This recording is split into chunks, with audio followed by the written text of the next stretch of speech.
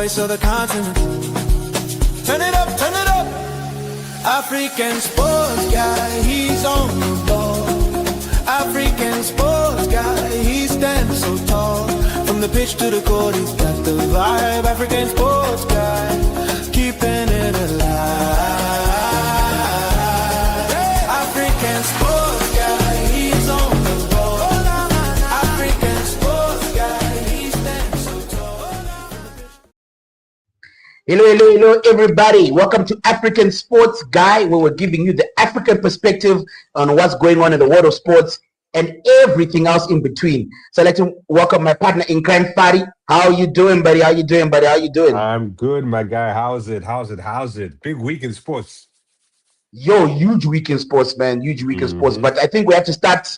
Where we have to start is the game that is just finished, the Manchester United game, man. Did you watch a bit of it? I watched it and I was thinking about you. This is the man who said never, Carrick. First half, I was like, Simba has no chance. Everybody's going to be on he's shooting for next season. Second half stuff, I literally texted you and I was like, your boy is giving up. He's letting it go.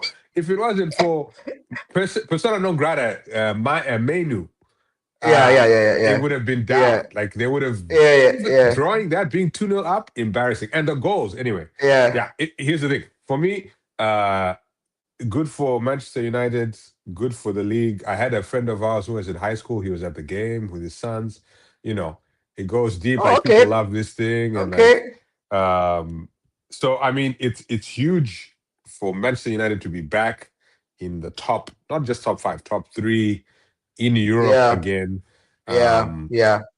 But their defensive display, or the way they fell asleep in the second half, shocking. With Ahmad just giving the ball away for the first goal, and then your goalkeeper who looked decent. I mean, that was that was some sauce right there. That was like they're literally giving away. I don't know if you put some bets on the side. I don't know, but fortunately for him, because betting in sports, we know all about that too. Kobe came through. Kobe kind of wanted for them. I think if I'm a Manchester United fan, I'm happy. But if I'm being honest, I'm a bit apprehensive because this team going into Europe, it could be a team that does well. It could be the team that gets beaten by Leeds. And the first half display, I was like, there was cohesion. It was a team that was like, okay, this is a top 3 team. You know, the passes were going, the attacks. I mean, they should have scored at least one more in the first half. Second half. From the beginning of the second half up until the last 10, 15 minutes. I mean, if Gomoa should have passed the ball to Soberslide, that would have been an easy net. I mean, it looked. They lost the plot, and you've talked about this in the past. You have said tactical, not making tactical. Once the other manager makes an adjustment, right? Carrick is dead in the water, right? Yeah. It's just as simple as that. It's just that, unfortunately, fortunately for Manchester United fans, unfortunately for Liverpool, right? And I was saying to my brother, by the way, that the best thing that's happened to Manchester United this season, right, is not finishing the top 4, not Champions League football, is the fact that Arne Slot has been given another season. That is the best thing that's happened to Manchester United fans. Has he been given another season, The board has come out and said, they came out about 2 weeks ago. They come out and said that that no matter what happens, Arne Slot is having another season. Right, he's going to be the manager for the next season. Regardless, even if you don't qualify for the Champions League, they said like he's got too much. He won the league the season before. This season he's had a lot of injuries. A lot of old players are leaving. It's a transitional season, so they completely understand how things had not been going well. So they they fully back him. He's under no pressure. He's going to have another season at Liverpool next season, right? Conventional. Look, he won the league last season. He did, right? He won the league last season. On paper, he won the league, right? Yeah, and so exactly. The board not gonna fire. Yes, the board not gonna fire him. So, but here's the answer of the game. And if you ask, if you saw my podcast, the live on Thursday, I did say 3-2. Ted said 4-2. I said 3-2, right? Because I knew both defenses would leak goals. I knew both teams would leak goals. They're not very defensively disciplined, right? And in the live stream, I said to the people that I was shocked by the first half. I knew Manchester United was going to be dominant, was going to dominate the first 10 minutes, right? Because we're at home It's a derby, right? We're at home. It's a derby. Of course, they're going to be buoyed. No one's going to have to motivate them, right? And Liverpool again are a very defensively naive team. They're not very sophisticated in their defensive formations. So it was going to be obvious that Manchester United were going to be able to play the type of football that Carrick wants to play, right? Yeah. Liverpool were going to do nothing to stop them. So I thought the first 10 minutes, Manchester United is going to dominate. But that 10 minutes turned into 17 minutes, and then it turned into the whole half, basically, right? Yeah. The first half was brilliant. We just should have been a bit more clinical here and there. Liverpool literally had created no chances. They literally just were at the shots outside the box. That's all they had the first half, right? And so for me, it was a brilliant first half. Well, not brilliant, but it was a good, solid first half, right? But you have to take into account it's Liverpool, guys, that were playing. Liverpool, right? We've got no Isak. They've got no strikers on the pitch. Yeah. Isak is injured. Ekitike is injured, right? Salah is injured, right? Like that's three of their best players out, like not playing, right? And then they've done to their third string goalkeeper, right? No, what's his name? Their first, Alisson. No, Mohamed. So got that the little lighty, the English lighty, who's their third. That makes a huge difference in the defense, right? Makes a huge difference in the defense, right? And so it's an injury-ridden Liverpool. That's number one. Number two is a Liverpool that's playing for nothing. They're they're playing for nothing, whether they win or lose this game, right? In my preview, I said that this was one of the most pointless derbies ever, like that's ever been between the two teams. They were playing for nothing, right? Because if Liverpool won, so what? You know, they're gonna finish in the Champions League spots. If Manchester United, so what? We're gonna finish in the Champions League spots, right? Because I think there's a huge gap. There's like 10 points between them and Chelsea. So it's a massive. Liverpool are gonna qualify for the Champions League. So that's why I thought it was an unmotivated. And then halftime, Šeško gets injured, right? Halftime, Šeško gets injured, and then Ahmad comes on. And Ahmad is at a torrid time this entire season. He really has not had, like, ever since coming back from AFCON, he had a couple of games that were good, but since then I think he's just tired. The poor young man is tired. I think he's just out of gas. So when you're tired, you know that as a sportsman, if you're tired, you don't think properly, and then you make, And he's been poor. Last game he got taken off at halftime, right? He got taken off at halftime against Bournemouth. Literally at halftime, he was not having a great game. So I would have probably brought on Xerxes for Šeško, right, and kept everything as it was, right? Yeah. And then maybe brought on Mount for Cunha, because Cunha played 10 more minutes than he should have, really, right? He should have been off that in the 17th minutes. So that's what I would have done. So he gives away the ball. And then if you ask people that are watching, I literally said, guys, we've just given a goal away. We've just given a goal away through Ahmad. Let's stop this whole passing from the keeper thing, because the team is nervous, right? Yeah. The team is nervous. Let's not do it, right? And remember, like the move before that, we almost gave the ball away. We were lucky not to score. And guess what? And that's why I said, when I say Fadi, there's no leadership in the team, bro. There's no men on that park who say, guys, we've given away a goal. Let's calm things down. Let's go long. Our pressing was working in the first half because Manchester United pressed them very well. Let's give them the ball, long ball, and then press the team. And then see let's work from there, right? But no. Anyway, so I thought this game was a typical halftime. Liverpool made some adjustments. Carrick failed to adjust until, like what you said, until the last sort of 10 minutes of the game. That's when he kind of adjusted, when Liverpool was a bit tired. I think Liverpool got a bit tired. And then that's my assessment of the game, man. I'm still in the Never Carrick camp. I thought that we're lucky we're playing Liverpool in the first half. But you give him his props. Look, he picked Cunha. You could have gone conservative and kept Cunha on the bench. You picked him. Cunha played very well this game. So, give Carrick some credit. You have to give him some credit for this game. I mean, I think, to your point, I think, the man, here's the thing. You cannot deny the fact that the guy has made a change, has been an influence on the Manchester United squad. Yeah, great results, right? Bro. Great results, He has instilled them with a certain level of confidence, a certain level of belief. I mean, they haven't been top three in years. You know what I'm saying? So, don't say years. It's been years. It's been years. Yeah, a couple of years. You were 50. 3 years. 3 years for Manchester United is what? Is it decades? It's 3 decades. It's a long time. What I'm saying is, if this is the top, if Leeds, we in and out, we come up and down, we're fighting from the bottom. You guys, 3 years not being in the top 5, not even being in the top 10. Some of those years, top 10, you were 15th, you were 14th. I mean, like, this is a big deal. Once. Yeah. The fact you were 15, you were anyway. Let's leave that be. That happened. So, for in Carrick's defense, he does bring something to the squad. Now, if Carrick was smart, I'd get on the phone with him and I'd be like, my guy, find yourself a tactician in an assistant. Get yourself a star tactician.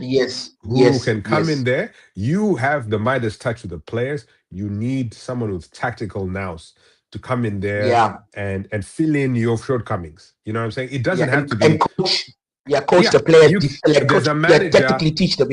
Exactly. You don't have to be Fergie, do everything. Know your shortcomings and be like, I need a tactical guru to be beside me. I need my Arteta to my Pep.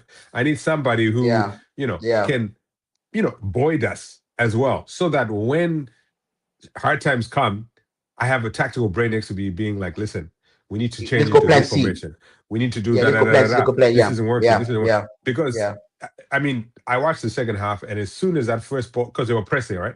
Liverpool came in pressing. Liverpool started pressing, As soon as they gave the ball away, whatever strategy that Manchester United had went out the window. And it became this kind of frantic, kind of clueless, kind of like, okay, we went to the half thinking, let's do more offense, not preparing for this defensive, press. And they got found out, and because even though the goals were giveaways by, Manchester United players, it was Liverpool did create some chances. Correct. Liverpool clear on top by them. It was brought on by their pressure. Right, good pressing. They wouldn't allow Manchester United to play out the back, right? Yeah. They wouldn't allow Manchester United just to sit back, right? Frimpong, they were isolating Luke Shaw on the left, right? And they were creating an overlap on the right. So there was an extra man on the right, right? Yeah. Gakpo was coming across, creating the overlap, creating an extra man, and then Szoboszlai was playing closer to Gakpo. I mean, the thing about Faisal is that if we can see this sitting on our couch, and that's my thing with Carrick. If we, the two of us, can see this sitting on our couch, right?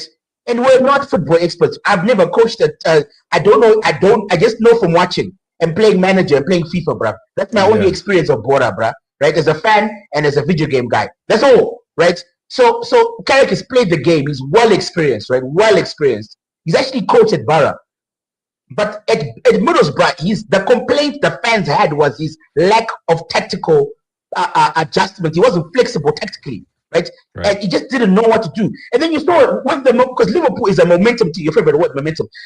Liverpool is a momentum team, right? When they score one, they score another one, right? And they're like that's how they play. They're like Madrid in that way. They're not like Barcelona or Man City or Arsenal or teams like that, right? Who like they choke you to death with possession and whatever, right? But Liverpool are like rock and roll. That's how the term was coined, right? Under Klopp, the rock and roll football. Like Madrid, what's that club? You know Madrid, you remember the Santiago Bernabeu, bruv. You concede one goal, the crowd goes crazy. And then you're not concede a third. Those teams are momentum teams, right? Yeah. So if you're playing a Real Madrid or a Liverpool, if you concede, slow the game down. Right. Fall down, go for a couple of fouls, go for a couple of set pieces, go kick the ball long, make some fouls, do something. Sorry, Jonathan, never Carrick. I said never Carrick. I went there, bro. I am the cheerleader. I'm the chief of that one, bro. So that's what you do, right? Because he's winning. Yeah. No, but I think this game looked like it was his job, bro. Like honestly, at halftime, Carrick has a job. At full time, it's still the debate, right? At full time. So the thing about Liverpool, right? About Liverpool, it's a momentum team. So you have to stop the momentum. So once they consider that goal, right, you need a grown up to say, guys, Sunny Lemons, just fall down and fake an injury. So just calm down, right? Slow the game down. We're still the better team. We still have the better players. We're still, honestly, like Manchester United, when they were playing football, looked like they could score at any time, right? That's what they needed. You just calm down and chill. But there's no leadership there's no, like Bruno is the leader up front, but at the back, bruv, especially that first goal. You saw Maguire like ran away, and then Dalot sort of like ran. No one wanted to tackle the guy, bruh. It's like, who's going to take responsibility? And so for me, that's what the thing about Carrick. He's and I think that's the only way he can go. He needs to bring in, I've got a couple of names. Renel Munstein, the guy who was the technical coach under Ferguson. Yeah. Bring that guy back. I've seen him doing interviews. That guy is smart. Bring him back, right? And he can be Carrick's assistant. Someone like Carlos Queiroz, someone like that, some tactical guy like that who's a bit experienced, who knows what they're doing, right? Bring them back, bring them into the fold. And then also what the tactician does, right, is they can translate your ideas onto the pitch. Right. Which I think he struggles. There's something like Leo Morosinya, for instance. I think that he struggled in that as well. Because as a young manager, like, how are you going to convince these big players to play like this, to do that, to do that, to do that? You have to be able to talk in a language and through practices, through whatever, right? Carrick, when they he's at his nose, just chilling like this with his finger up his nose, bro, just doing doing nothing. Yeah. And the referee, bro, the referee was awful today, bro. Did you see you defending for Liverpool? Did you see when he brought Bruno Fernandes, literally playing Bruno was pissed. Like how you post up like basketball. He said a pick. He said a good pick. Bruno was letting him know. Pick, bro. It's like what? Bruno was getting fired, man. Bro. No, Bruno. And then Anyway, so for me, Carrick, this game epitomized the potential of what Carrick could possibly bring to the team, which was the first half, right? And then his shortcomings, which is the second half. Yeah, I mean, so now the question for Manchester United fans: do you want to have an experiment, or do you want to just bypass that and say to Carrick, look, Carrick, go and coach Tottenham, go and coach Fulham, Crystal Palace, right? And then work that stuff out. And then 5 years from now, come back to United. Perspective. Or do you want to just do like the experiment stuff? But here's the thing. If you are the Manchester United board, this is the best place you've been in 3 years, right? With a guy that, the wins are not, they're aware of his tactical shortcomings. It's not really 3 years. There's no way that the board says we're going to chuck this guy out for anyone less than someone who's won the Champions League, right? Recently, right? And the reality won a league. Won a league. Let's go with that. Yeah. Why Champions League? Yeah, sure. Champions League, Europa, yes. But I mean, in reality, it's like you've re-galvanized your entire fan base that have been begging for some sort of semblance, and that have been, they've been looking for we just want it to be steady. And to a lot of people, this is a far steadier. This is where they want to go. To your point, Simba, they are falling in love. You're right about that. They're falling in love with. They're falling in love with the now and not looking at the tomorrow, right? Because you're right. The tomorrow becomes, and the thing is, this to me is going to be a bigger test for Carrick's, for him as a person. Does he own his shortcomings and say, I'm not the best at seeing what's going on in the field. I can see it just like everybody else in the stadium can see it, but I don't know how to translate it to my players. I need someone beside me to do this. Or does he surround himself with people who say, no, my guy, you've got this. You can do it all on your own. I've seen what you've done in Middlesbrough. Look at the results at the end of this season. You can do it. All you need to do is get some more players. Throwing more players in a system that doesn't work is not going to solve it. Yeah. And I think this to me will be a big test. Is he going to? That's what they're going to do, Fari. That's what they're going to do, Fari. If I own the company, that's what I do. Yeah, they're going to throw players in it. That's what they're going to do. They're going to throw players in it. I'd be like, Carrick, I'm backing you, but you need to find a number two that's as good as you, if not better. Yeah, that's what I do. If I own this company, I'm going to be saying, guys, my investment needs to be backed up. It can't be Jonathan Woodgate, bro. It can't be Jonathan Woodgate and Fletcher. Look, in Steve Holland, right? He's got some experienced guys there, right? But Steve Holland, really, I think he's more of like a conservative English footballer, right? Right. So if you want to play counter-attacking English, classic English football, fine. Steve Holland is good for you, but that's not good enough for Manchester United. You're not going to win the league with Arteta and Guardiola in the league. You're not going to win the league like that. Yeah. And next year, Chelsea, right? We've seen the guys that are coming to Chelsea, Fabregas, Xavi Alonso, right? Or Xavi himself. These are sophisticated European managers, right? So Chelsea is going to be better next season, right? Man City certainly is going to be better, because imagine now another year with Semenyo and Doku and Gay and them guys. So they're going to be much, much better next year. Man City are going to be scary. Arsenal, 1 or 2 signings, they're going to come again next year. Especially if Arsenal win the league, then they get the monkey off the back of the bottom FC thing, right? So those are 3 teams that are going to be. Liverpool are still going to be garbage. 100% to underslot. So you're going to have Chelsea, Man City, and Arsenal, right? They're going to be great. Fine. If you're happy with finishing 4th, then keep Carrick. Right? keep Carrick, because that's what's going to happen. A couple of draws here, a couple of counter-attack wins there, whatever. Then keep Carrick. But if you want to actually win the league, right, which is what Manchester United is all about, by the way, we're not happy with finishing fourth. We're not sliding on the ground, and I've never seen once Ferguson celebrating finishing fourth. Not one time. Not one time. It's a different era. I think that's also what we have to remember. It's a different era. But you have to maintain the standard, right? Mike Tomlin said the standard is the standard. That's what Mike Tomlin says. That's a famous saying by Mike Tomlin, and I agree with him. The standard is the standard, right? And you have to hold Manchester United players to account. Well, this is what the standard is. We don't get outrun by the opposition. We just don't. That's the standard at Manchester United. We don't get outrun by the opposition. We don't get dominated at cabin, right? We play young players. We're brave, right? We're absolutely brave. We create chances at Manchester United. There's no Manchester United team that comes with just one shot on target, right? And then it gets 1-0 and then we celebrate. No, here is the curse that you guys have, right? For a team that's established, you always have a curse. Man City after Pep is going to be the same issue, right? Slot is dealing with that now. Once you have a style, once you have an era of wins where you are dominating and you're playing the best football ever, that becomes the style of the club. The issue with that becomes, if you want to get a new manager in there with a different style, it's always going to fall short compared to, in this case, Ferguson. In Manchester City's case, next manager, Pep. In Liverpool's case, Klopp. You know what I'm saying? Once you say our brand of Bora is X, right? Y and Z can come along, but they won't be good enough because you're always comparing it to what came before. And I think that's a trap, because then you're asking every manager to come in and play your Manchester United's brand of Bora, whether or not they have the people on the pitch.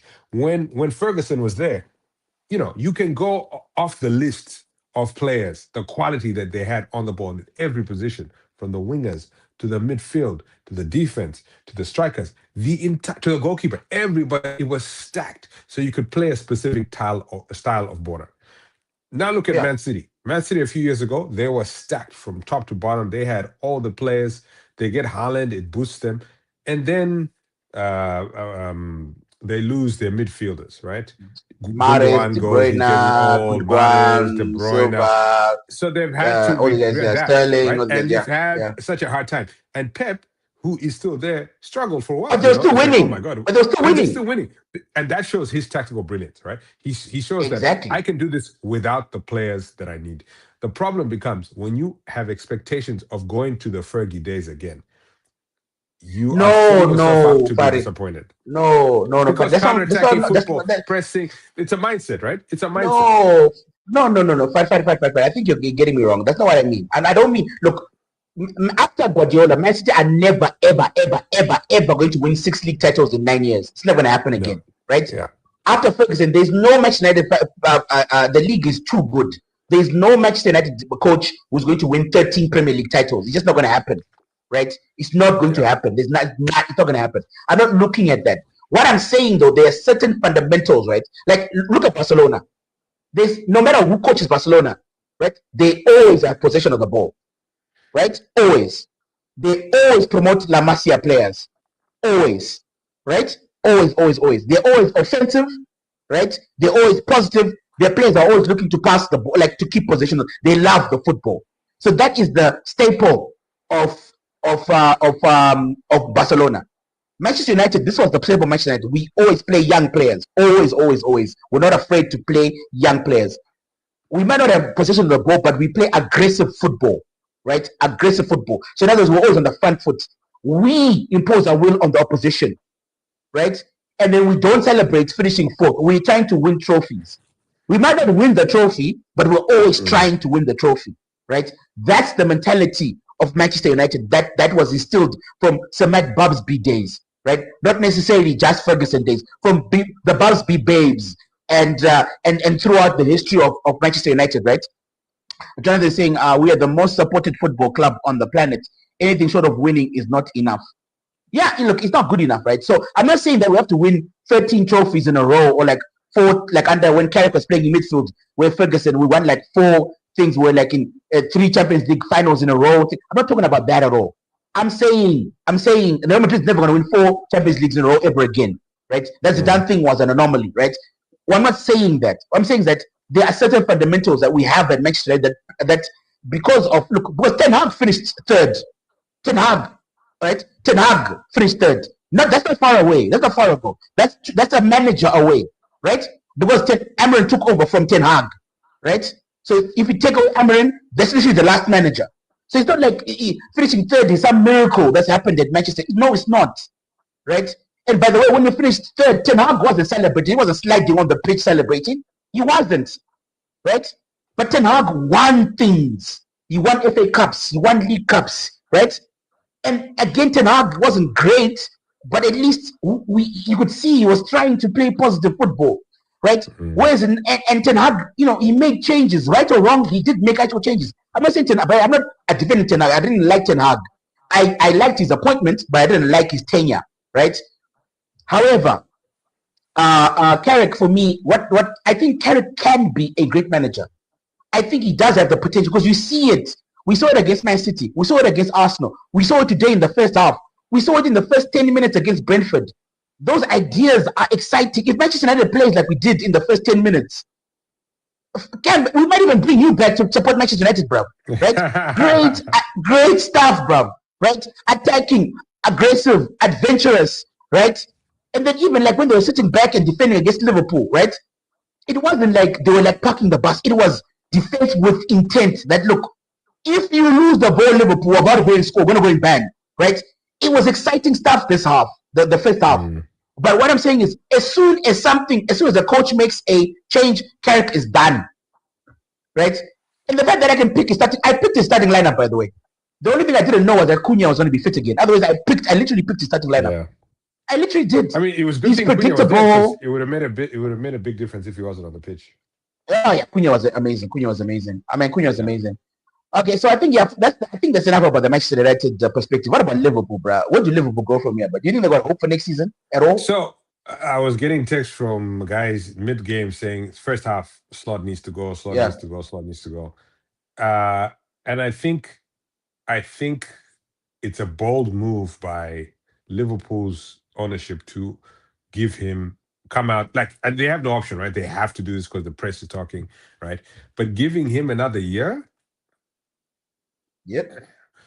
Is well, here's the thing. It doesn't mean anything in the big scheme of things. No, none of these contracts matter anymore. If there's the best that get fired.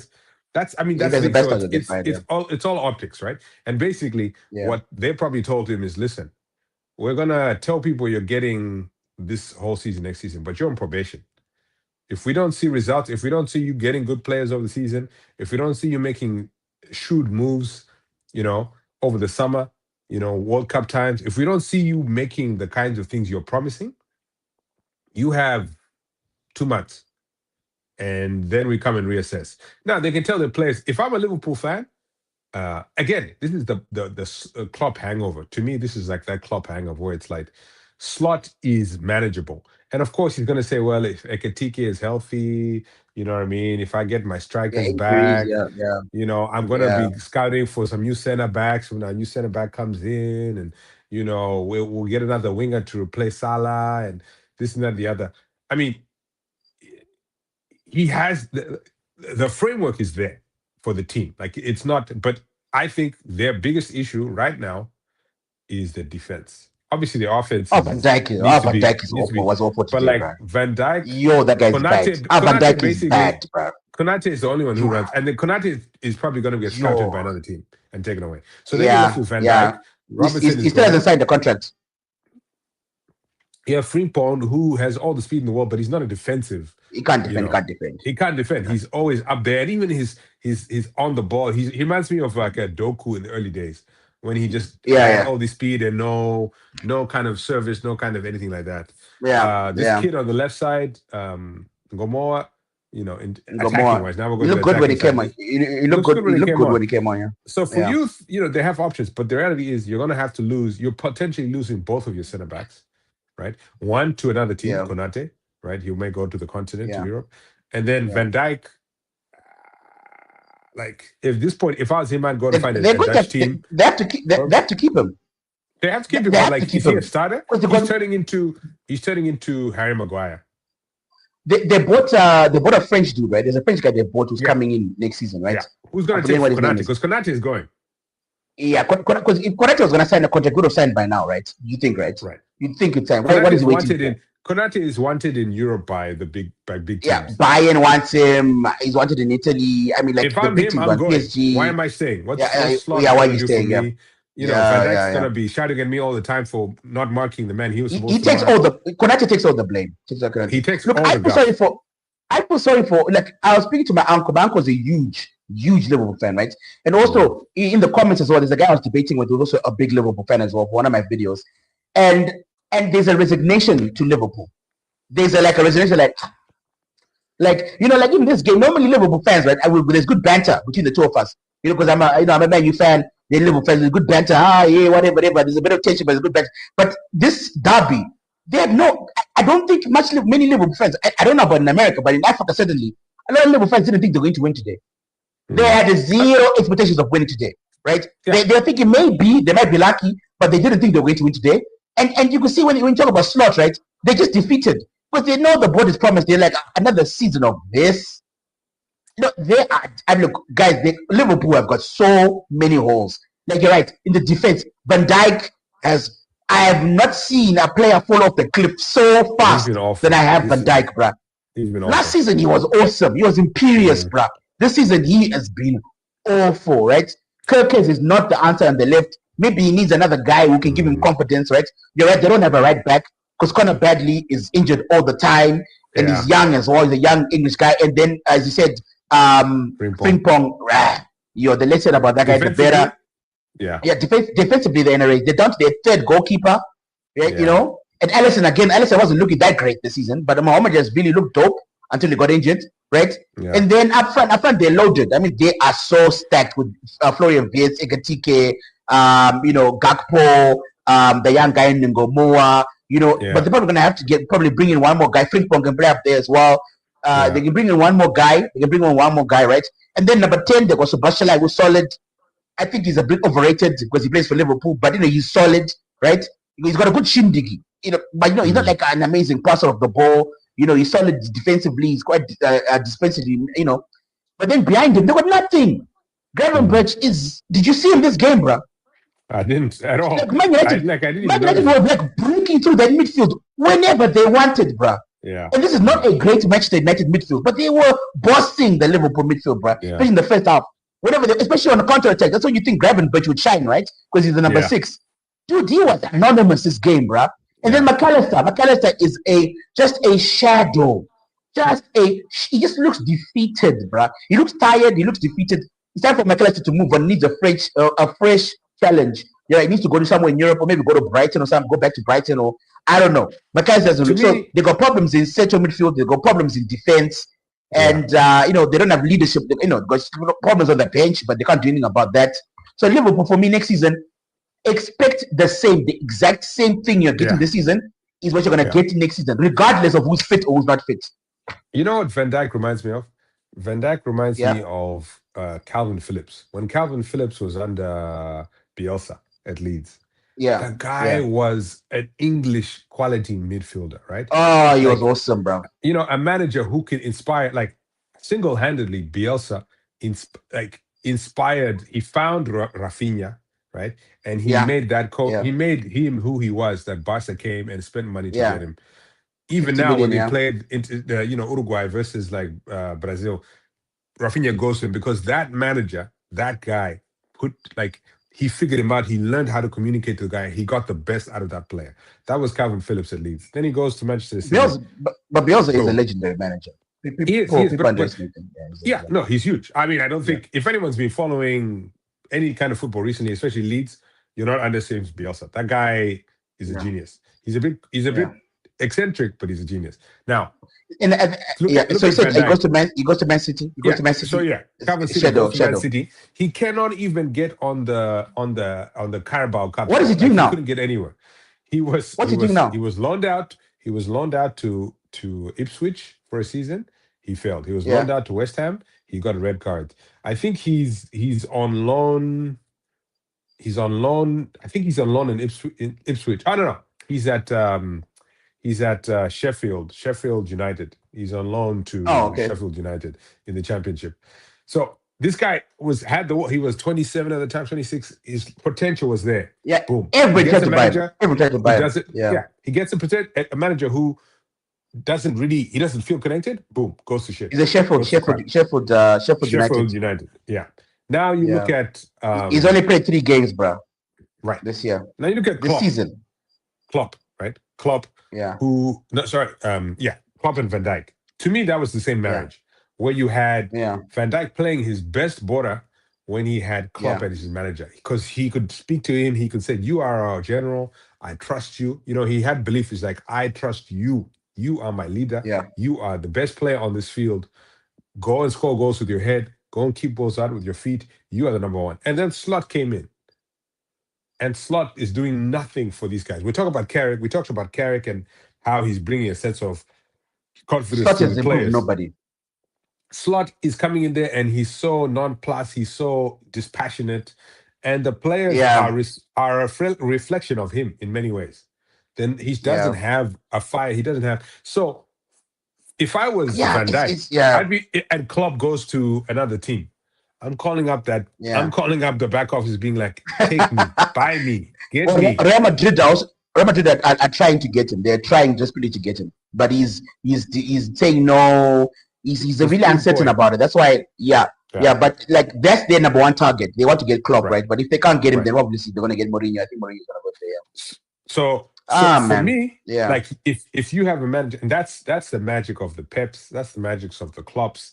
You know, that's the magic of these players who they can get the best. Yeah. We have a game coming up soon with De Zerbi and Tottenham versus Aston Villa. Like the question is, can he pull that out of these Tottenham players, because they need some magic? But for me, once Slot was, and that's the thing. To your point, exactly what you're seeing is exactly what you're going to get next season, because Slot is in there and he doesn't bring anything to the players to invigorate them to be, a figure. And they don't have enough money. They don't have enough money to buy, like, to fill all those holes, right? So he's gonna have to coach those players. Like today, he brought on Chiesa, bro. I mean, look, if I'm a Liverpool fan, I'm just depressed, bro. I'm depressed. Like, the best player you can bring on besides the 17-year-old is a 17-year-old, right, Ngabua, and then Chiesa. That's all, bro. I mean, that's depressing, bro. So, next season, like Liverpool, the board has to do a lot to buy some players, right? Because again, they're gonna be in the all 4 competitions. They're gonna be in the League Cup, FA Cup, Champions League, and the league, right? And Liverpool explanations are gonna be, we want to win all of those trophies. I think they need to do what you were saying about Arsenal. If I'm him, I'm giving up 2 of those competitions straight away. Yeah. So I'm saying either we're not gonna do anything about Champions League, we're not gonna do anything about the League Cup, maybe just FA Cup and league, right? Yeah. Or maybe we'll say, like, we'll just do what we can in the league. Let's try for one of those trophies, the Champions League or something along those lines, right? He has to, because I don't think he has a squad, right? I don't think the French defender that's coming, and they desperately need to sign Konate, bro. He's got so much leverage, because so many teams in Europe, Bayern Munich could use him, right? 100% with that defense of theirs, that terrible defense they have there with Jonathan Tah and Enrico Bacano. He's better than both of those guys, 100%, right? PSG, definitely they need someone alongside Marquinhos, right? You could go to PSG, you could go to Barcelona, you could go Madrid. I think Madrid is stacked with defenders. Anyway, in Italy, any team in Italy would take him, right? Atletico Madrid could take him, right? Yeah. And he's gonna free next year. He could walk into any club. Chelsea. If I'm Chelsea, I'm 100% going for him, because they need a defender, right? Why would he stay at Liverpool? Is the real question. Unless they're paying him ungodly money. There's no look. I feel sorry for Liverpool. I really do, because look, they were pathetic today. If we're being honest, right? They against any other team, they would have been destroyed. A bigger. The first half, they were awful. Yeah. At that point, I was like, really bad. Slop's in danger. Second half, they kind of at least he did some tactical changes, right? And that he did change. Slot's defense, right? Slot does have a technical awareness to what's going on. Yeah, I think. Yeah. Long term, though, like what you said, he can't motivate. He's not going to bring. He can't motivate. He cannot motivate people, and that's That's the X factor that the Klopps, that the Peps, that because the Artetas have. Liverpool went from rock and roll football under Klopp, right? This intense rock and roll, intense manager I did not like Klopp, to Arne Slot. He made his fan base and people love him. I thought he was arrogant.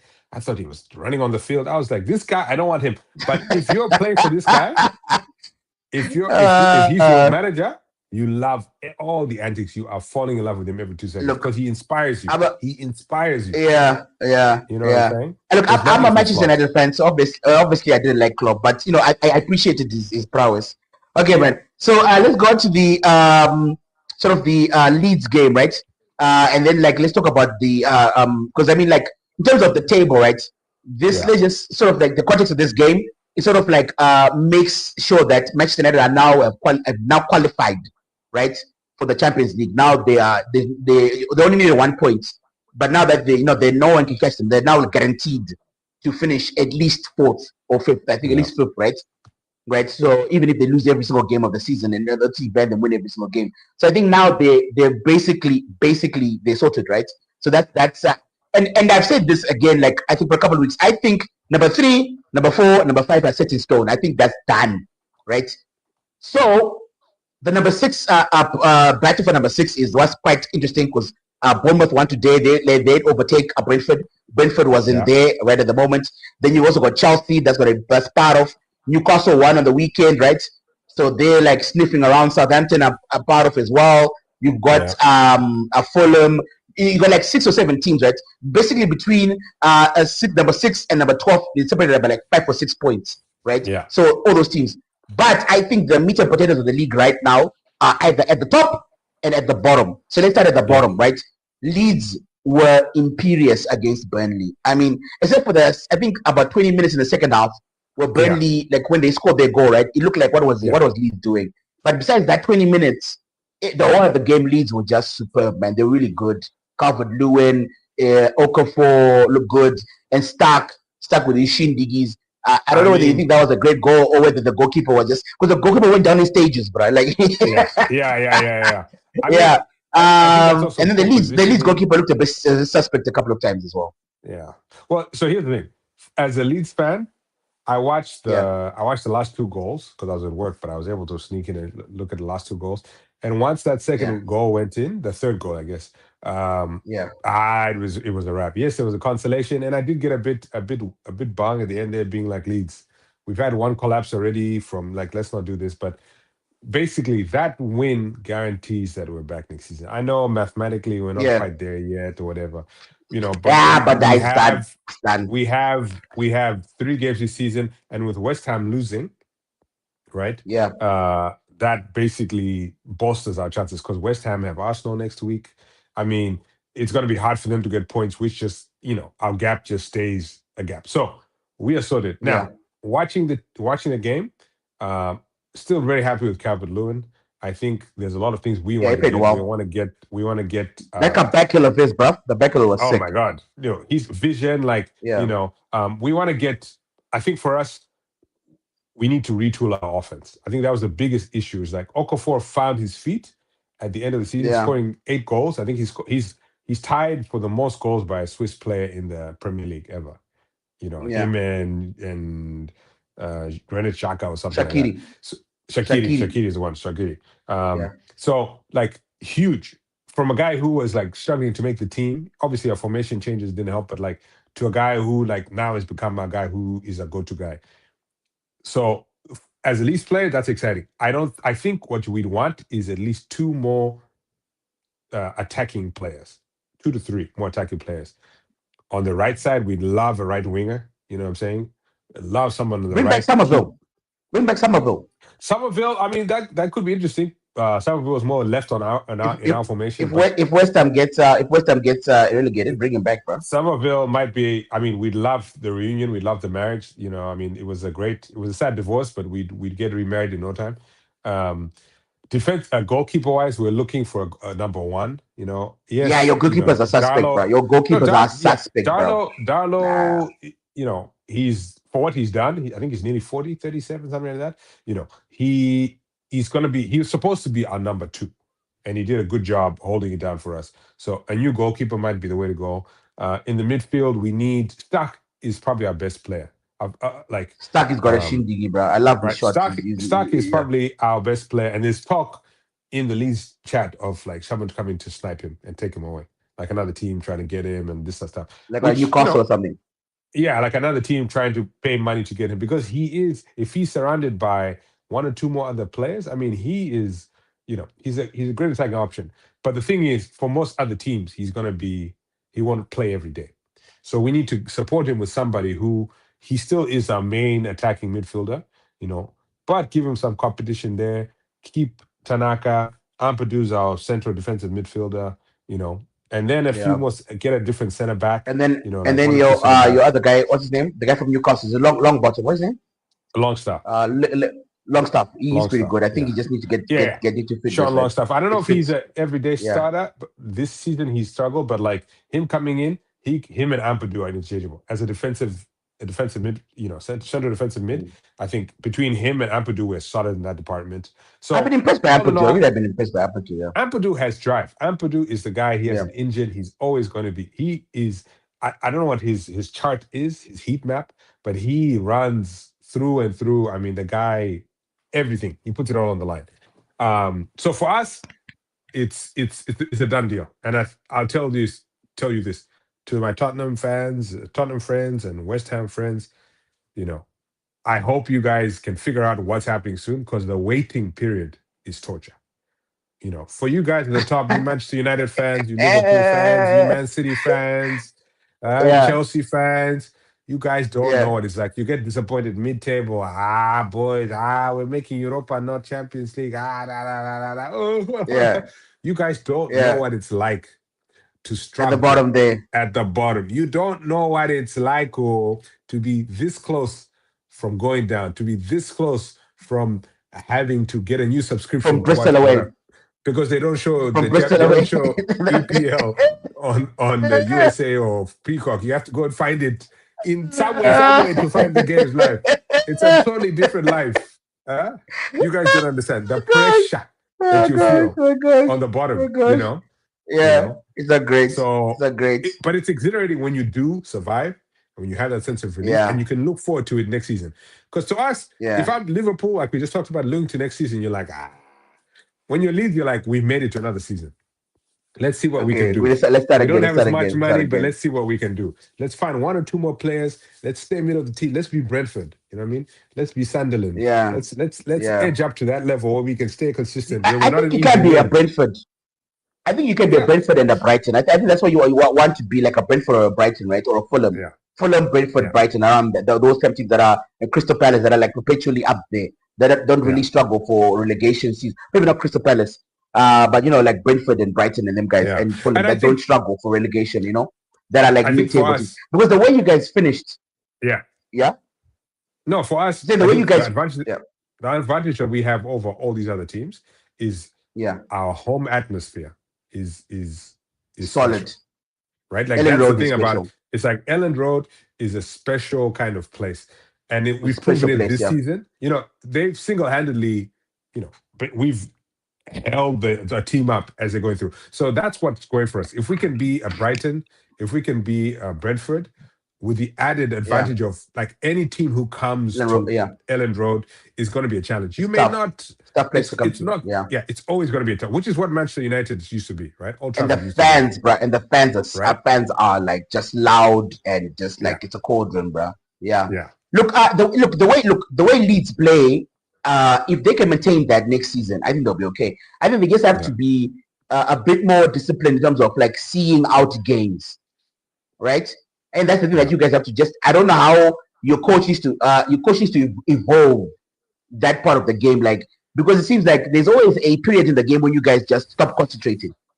Yeah. Right. It's, regardless of how if you're 1-0 up, 2-0 up, 3-0 up, whatever. There's a period in the game where, and then I think if you can do that, someone to help out Calvert Lewin, right, in terms of like scoring goals and stuff like that. I think you'll be fine. So now, like, I was thinking that I was really like Tottenham. I was kind of depressed, like Tottenham's going down. But now I'm almost convinced West Ham is going down, bro. because we'll see what happens tonight, right? With Tottenham versus if they can beat Aston Villa. But if Tottenham beat Aston Villa today, it's gonna be tough, mate. Because then Tottenham's next game, right after Aston Villa, let's assume for the sake of conversation, let's assume a victory, right? They've got Leeds, right? And you know, Leeds at home, that's a tough game. That's a tough game for them. But you like to think that they could win that game because they're at home and Leeds have got really nothing to play for. They've already won, right?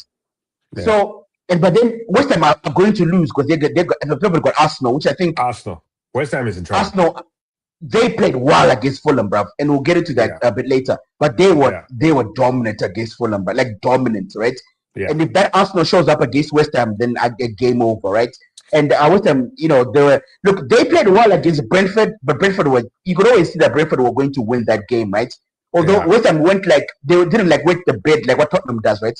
They actually did look good in certain patches. They had a goal disallowed. They hit the bar, I think, once. So you know they did play well. Somerville, you know, had a good shot that looked like it was about. That was a shindig out of nowhere. So and he looked good. He looked dangerous throughout the game. And then they got that player of theirs was always complaining to the ref. I'm forgetting what his name is. But he looked pretty good. He hit the bar, you know, and I think he should have scored actually. But he hit the bar, and then Diouf, their right back, missed a couple of chances as well. So West Ham did create a lot of chances against Brentford, and they did look good. Like it was a good game to watch, bro. It was actually very entertaining. But Brentford deserved their goals, and they should have. You know, they looked like they were going to win the game. But against Arsenal, I think they're going to be struggling against Arsenal. And it's unfortunate because they are a better team than Tottenham at the moment, West Ham. Yes. They really are, right? Yeah. But I just think they're going to go down because their matches are just tougher. I mean, here's the thing. They have Arsenal who unless, you know, West Ham like come out with a blinder of a game, that's points for Arsenal, right? Like that's what we all feel, especially after this last game. I wasn't sure how Arsenal was going to play after Newcastle. They came in and they showed us, no. This Arsenal, they want the title. They're focused. They've decided we're focusing on something now, and we're going to get this title, right? Yeah. So they have West Ham. They have Arsenal. They have Newcastle, who just won, and then they have Leeds at the end of the season. So if they don't get points from the first two games, if they don't get points from Arsenal or Newcastle, it doesn't matter how well they play against us or they win. Yeah, it might be a wrap before then. Today's game, to me, is a deciding factor. Because if Tottenham even if Tottenham get 1 point, right? If Tottenham get a draw today and a draw tomorrow, right? Yeah. A draw today and a draw next week. That's 2 points. That'll get them to 36, right? So they'll be tied for points. Yeah. Right? And they got a better goal difference. That means the last game of the season is when it matters. And it's going to be West Ham versus Leeds and Tottenham versus Everton. Yeah. Right. Yeah. But I think for Spurs, you have to win this game, right? You have to win this game. Because if they win this game, right, then they get like a draw against Leeds or something. Like because they got Chelsea and they got Everton, right? Which I think are tougher games to finish off with.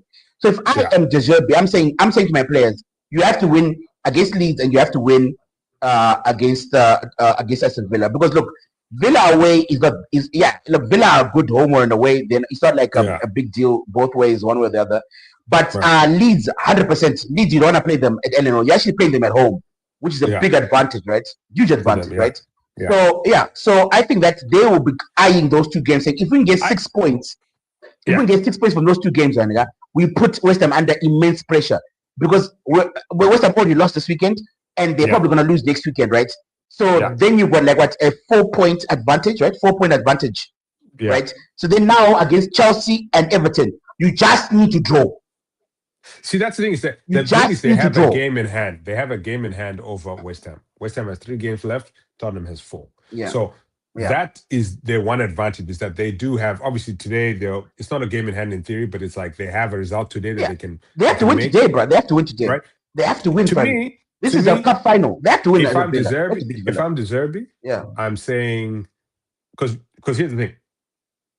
The teams that are playing for nothing are Leeds and Chelsea in their lineup, and Everton to an extent, right? So if I'm De Zerbi, I'm saying let's not lose any points in the last 4 games, today included. Let's not lose any points. If we come to Villa and we get a draw, That's a notch in the right direction. If we come to Chelsea, we get a draw. That's a point in the right direction. And then you look at Leeds, who are safe, and say, guys, Leeds is safe. They're not playing for We have much. to beat them. We have to beat them.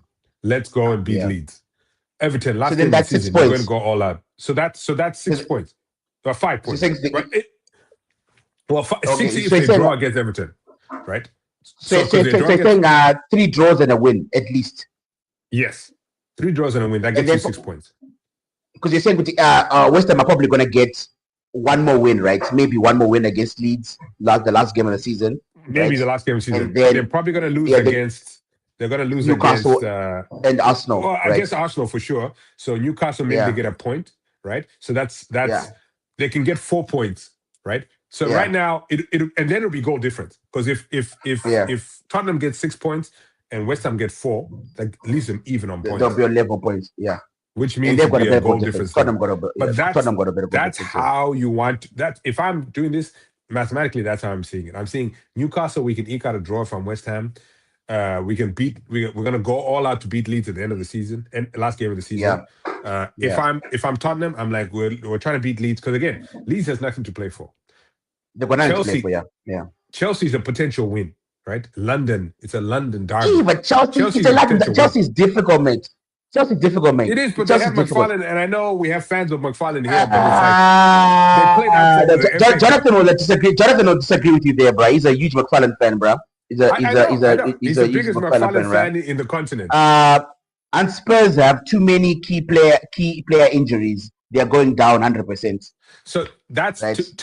And I think that's where if I'm West Ham, right, I'm looking at the strength. That's a motivation. Squad, right? I'm like my squad is healthier. If they go down, shame on them because they have a healthier team compared to Spurs. Spurs have they're playing better. And they're playing better. So it's like now, but we talked about this earlier. We're talking about Klopp. We're talking about Pep. We're talking about Bielsa. It's that motivation that you get from your manager.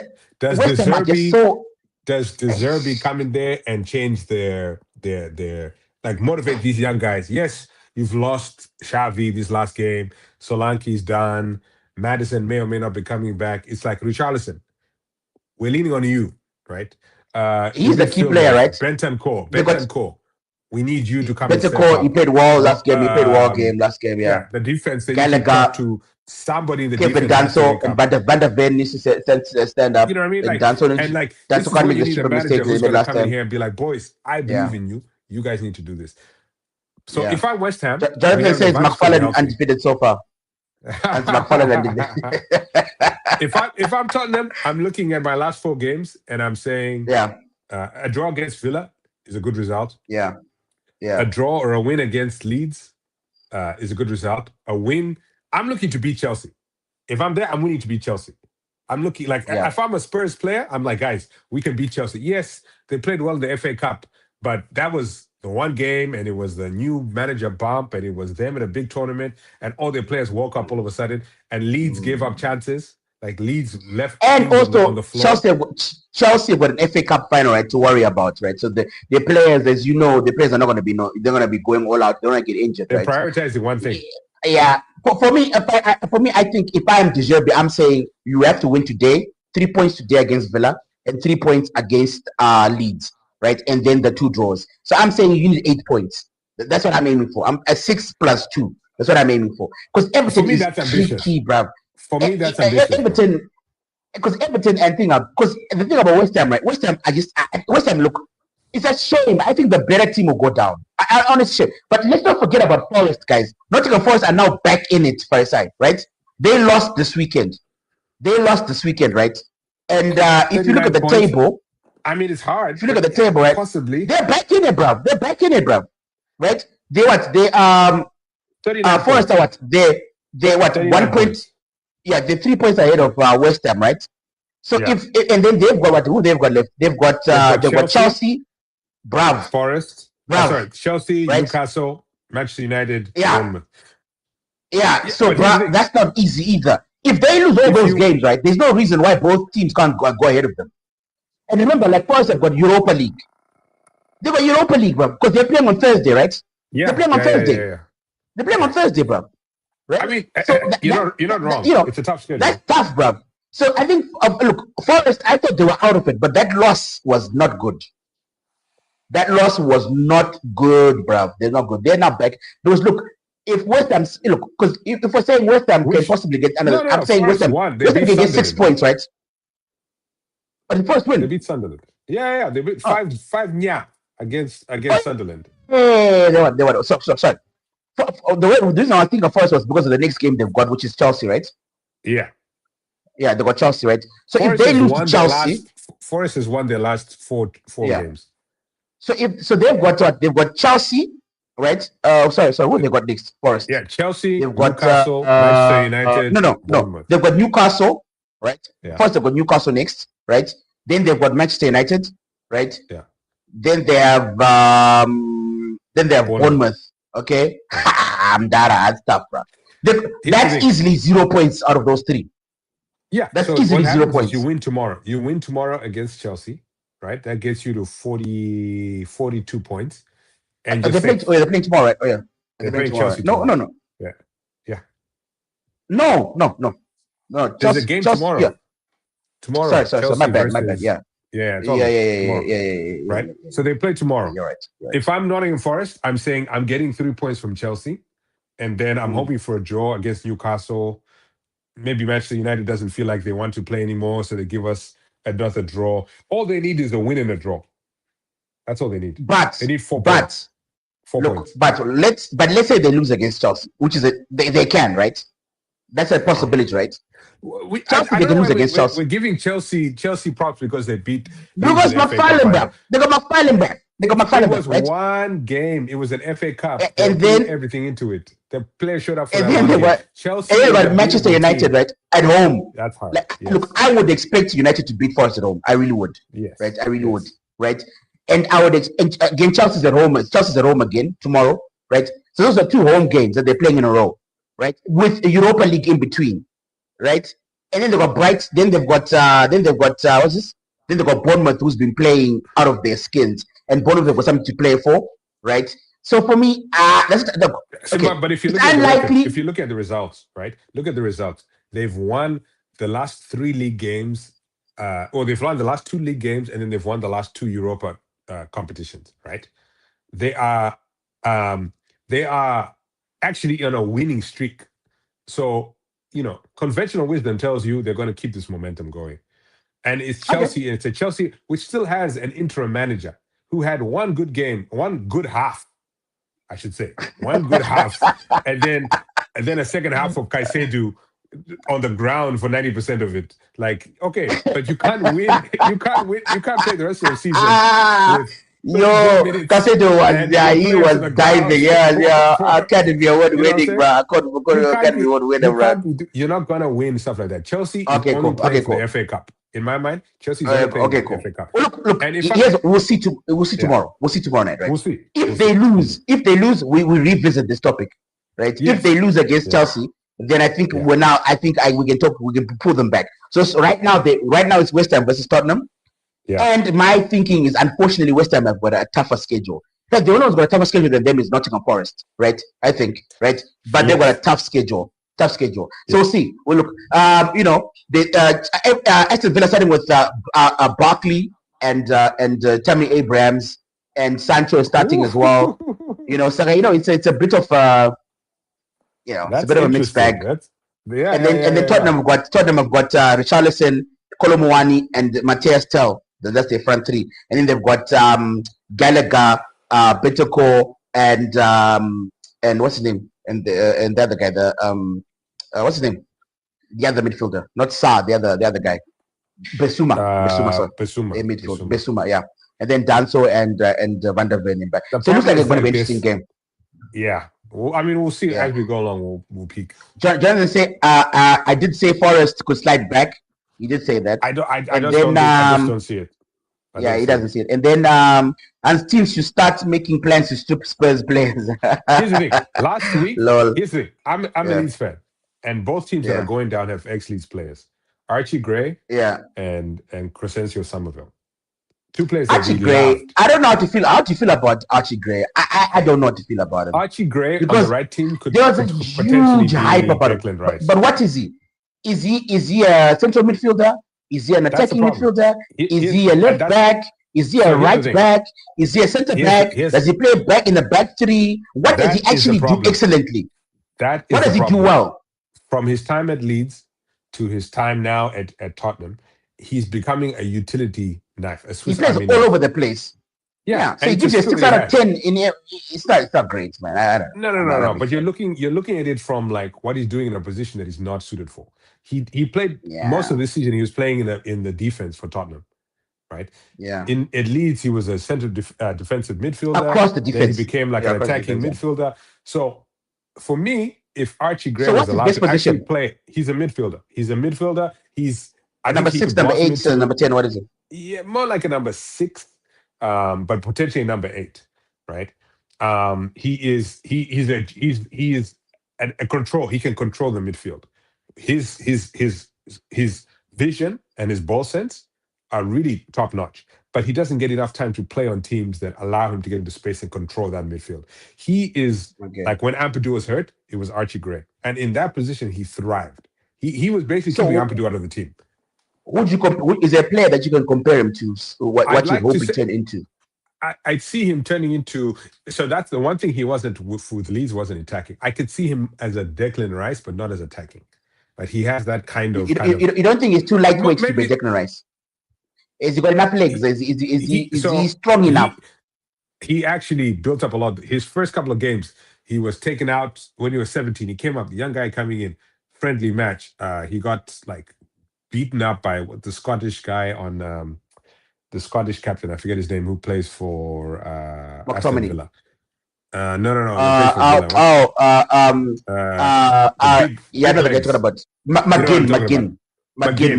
He bodied this kid, and he was out for like half the season. He was bodied. Then he came back next season, championship. He had to bulk up because after that. When you got bodied for half the season, he got the kid was. A 17-year-old coming up against a man. There's Google. Bro. I can't do this. Bro. I think he could be an. You think he could be a Declan Rice? He could be an order guard, right? He can be a controlling kind of like. He's not gonna be like Bruno. He's not gonna be. Do you like think he'd be like the Barcelona player? De Jong. Do you think he'd be like a De Jong? Yeah, he could be like a De Jong. Yes. That's the more of the vibe. A De Jong who he's not going to be scoring goals, but he is going to be distributing. He's going to be controlling the game. He's your central midfielder that controls the game. He can't get like the former Chelsea guy. What's his name? The Brazilian Italian guy. What's his name? But he wasn't. But I think Archie is more athletic. Yes. He's more athletic than that guy, of course. I think. Okay, he's cool, like man. What Caicedo is supposed to be. Yeah, but Caicedo is immense, bro. Although he was like swimming in the second half against Leeds, I know, bro. Literally swimming. Yeah, so okay, cool, man. Let's I think let's take a break from football. Let's talk about the Live Golf, bro. The Saudis are abandoning Live Golf. Huh? What's going on there? Like, you had mentioned it before, right? That there was a potential there, right? That the Saudis were leaving. I was reading up on it, and it seems like they were losing like quite a lot of money every season, right? Hundreds of millions of dollars. Like 40, 50, 60, 70, 80 million dollars a season. Per season, which was that's untenable. Even for the Saudis, it's untenable, right? And then so a lot of people are saying like the contracts that they initially gave to attract the players, right, from the PGA to live, right, that they were too inflated, and so that the live committee, and they formed that new independent committee, right? They're sort of like looking the way forward. That committee actually needs to like renegotiate those contracts to someone say, like, guys, you've eaten a lot of money here now. Let's because that will keep it alive. Because I think Live plays a key role in spreading the game to all communities, right? And I would hate for it to go. I really would hate, because I think they touch areas that the PGA just doesn't.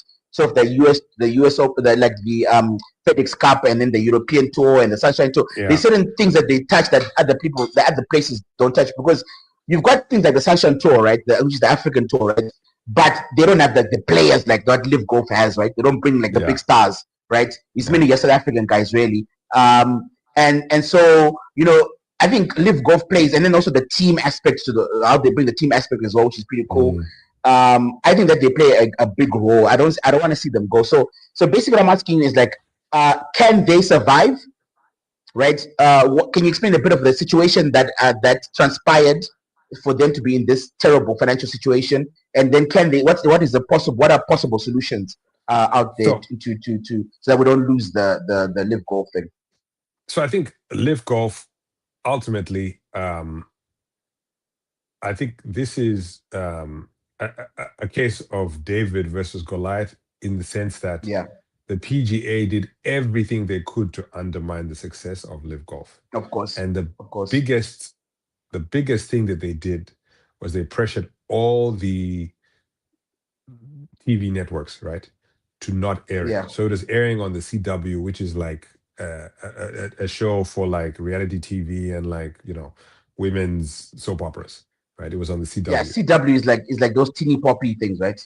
Yeah, like it was like it's a teenage channel and stuff like that. Like it's not a sports like teenage vampire stuff and stuff like yes, that. Yes, exactly. Buffy reruns of Buffy the Vampire Slayer. Buffy and stuff like that. And you're playing Live Golf against that. So the biggest move that the PGA did is they strong-armed the broadcasters, the TV networks, right? Yeah, to say, do not put these guys on your bill. You know, we bring you all this revenue. We are not trying to share it. So their revenue was like, I think I was watching ESPN the other day. 16% of the golf viewership was going to them. The other, basically 80% was PGA, right? Of things to see. So that in itself was where the PGA said, no, we're not letting this kid in here. Sorry, Sunny. Now, the Saudis were expecting after 2 or 3 seasons to get revenue streams, to get picked up by Sky Sports, to get picked up by, you know, CBS, to get picked up by one of these big networks. Because at the end of the day, no matter how amazing your brand is, even us who enjoy talking to each other here, if we get picked up by a big sponsor, we're on everybody's TV screens, we're on cars everywhere. It's big time, right? You get picked up by a broadcaster, you know what I'm saying? Spotify says, hey, we're going to sponsor big time, you know what I'm saying? Big time. The difference, guys, we're available. So if you want to come out here and scout, you know, we promise we're more club than slot. So let's just more club than slots. Oh man, we should make a T-shirt. So, that should be a T-shirt idea. I'm gonna write that down actually. More club than slot. Write it down. More club than slot. I'm gonna write that down. I'm actually serious, but you think I'm joking? Do it. So ultimately, their handicap was that even though they played all these, because their idea was like, you get all these quality players, you get, you know, PGA winners, you get DeChambeau, who's arguably still one of the most popular players in the world. Still, he's very popular. Having not played in the PGA, very popular, having not played in the PGA for 4 years now, he's still one of the most popular players on the planet. You have John Rahm, who's an amazing player, still in his prime. Right, a lot of guys Tyrrell Hatton, who was playing on the European Ryder Cup team. You know, they have quality players, and even the system of like team sport. It's an interesting idea. The issue becomes that basically instead of accepting the challenge and be like, our golfers against your golfers, let's play a competition to see who's the best, blah blah blah. They said no. You know, they responded, and that's the difference between, because initially when it came out, I made it similar to IPL, right? The IPL came out, right? IPL was smart because they made deals with the broadcasters. They made deals. They shared revenue. They shared revenue. Yeah, that was what made the IPL important, and now that's why 2020 is popular, because of the IPL. 2020 is relevant because of the IPL. Right, and the IPL. I think I think they're just playing cricket. But anyway, I know, but it's still a relevant thing for a lot of people, right? Yeah, they're making a lot of money. Yeah, right. But we're purists, so we really are not. We need a third party to come in here. Hey guys, it's great, 2020, we love it. We don't have that. Dude, it's just betting. It's just betting. I know, but that's what people want, Simba. They want big rights. They don't want duels. I saw the list of top last week I was watching because I do actually watch. I put it on in the because it's at 3 o'clock in the afternoon, right? And there's literally nothing in Zimbabwe at 3 o'clock in the afternoon. So I put it on, right? And you see the top wickets got 9 wickets, 9. We're weeks into the competition, and the top guys got 9 Farisai, 9. I mean, it's the top guys got 300, 400, 500 runs, bruh. Sixes are hundreds of sixes, and they got 9 wickets. Dude. Anyway, carry on. IPL revenue shared. Yeah, right. IPL revenue shared. But look, what were the negotiations about? The big negotiations, I thought that was going to resolve. Was it last year or 2 years ago when the big negotiations between the PGA and the Liv Golf? What were they negotiating at that time? So they were negotiating that players could, they were negotiating that because there was a lot of contention and PGA players said, I'll drop out if you guys let Liv Golf play and whatever. Basically, the PGA, they were okay, let's figure out how to make this work mutually because they saw the benefits of what Liv Golf was doing for the game. They saw the global appeal. They saw what it could do for even their PGA brand. If golf in general is strong, PGA also, benefits, stronger, right? And so there was also political pressure. So what isn't the sort of the PGA, right? So this is just an idea. Yeah. What don't they absorb, right? The individual stuff and continue doing what they're doing, right, with individual play and other stuff, right? And then the team stuff, your brother Ted came up with this idea, right? Everybody in golf then becomes forms teams, right?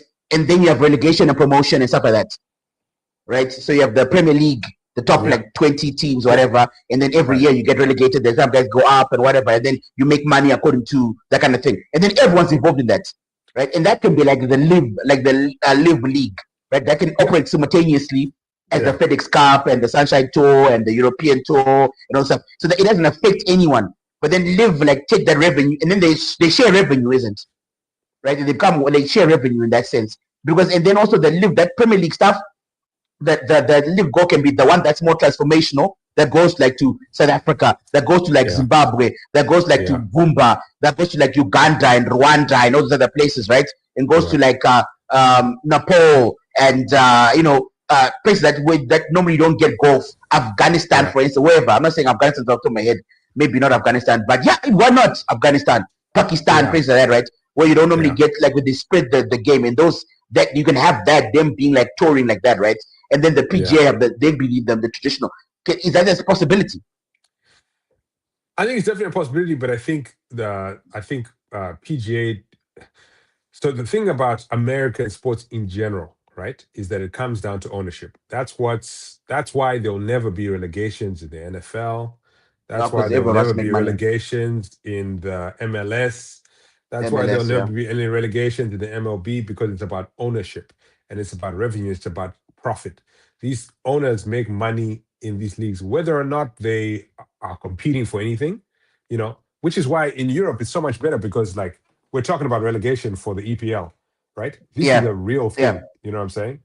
You don't have that in these other, in the US sports. And so the US sports are afraid of doing this because they don't want to lose out on money. They don't see the potential gains. They're driven by losses. And so there's no incentive for them to, in my mind, do that. But I think it's a better model for the game to do that, to change it, to be more... to create pressure. Yeah, exactly. And it's fun, talking about Mondoro, Scott, Scott Vincent, who came up and he was he had to qualify, but he made the thing, he made the cut. Now he's one of the best players. He came fourth in the last tournament. But do I think Live Golf has a chance of surviving? Realistically, unless there's outside pressure from or political money or someone and some big tech says, hey, we're going to pick this up and take over it, I don't see it continuing. Like Amazon or something. Yeah, exactly. Tesla or Amazon or maybe one of the AI companies wants to diversify isn't what's called? Netflix is trying to get into sports, right? I'm seeing a lot of NFL stuff on Netflix now, even some NBA stuff. I'm seeing Paramount, boxing. Paramount, trying to diversify, because ultimately you know, and there's political pressure, saying that they want this to make a deal and make it survive. The people that are influential that are saying we want Live to survive. But reality is, unless PGA gives the rights to these networks to be like, guys, go ahead. ESPN, go ahead. NBC Sports, go ahead and do this. USA, unless the PGA plays ball and shares their cake. Right now. It's like the PGA is into thruples. You know what a thruple is? They're not into thruples. Which is what they feel is like, we're not going to give up ours. The media, golf media is ours. We own it. Schmiegel, it's ours. It's their ring. Oh my goodness. But you die. You die. You keep trying to grab for this ring. So we'll see. I don't think Live has a future unless deals are made to share revenue with the broadcasters. And I think that alone I think it doesn't have to be a rival too. It can be another thing. It can be like there can be some sort of symbiotic sort of relationship that can evolve from that situation. For instance, the NFL has the UFL that's currently playing now. There's a UFL thing. That's the smaller kind of teams that it's in between season. When the off season is happening, the UFL is happening. Right? So I don't Live know. Golf. Yeah, it's a very American thing, but again, it's happening because I think Chris Rock is part of one of the owners or whatever, like co-founders of it. So there's potential for this stuff to happen. It just needs to be streamed. UFL is on ESPN, it's on networks, and it's about TV money. Yeah. Look, I would approach Netflix and people like Netflix, Paramount, them streaming channels, Amazon, whomever, and just say, guys, why not just go exclusively on Netflix? Yeah.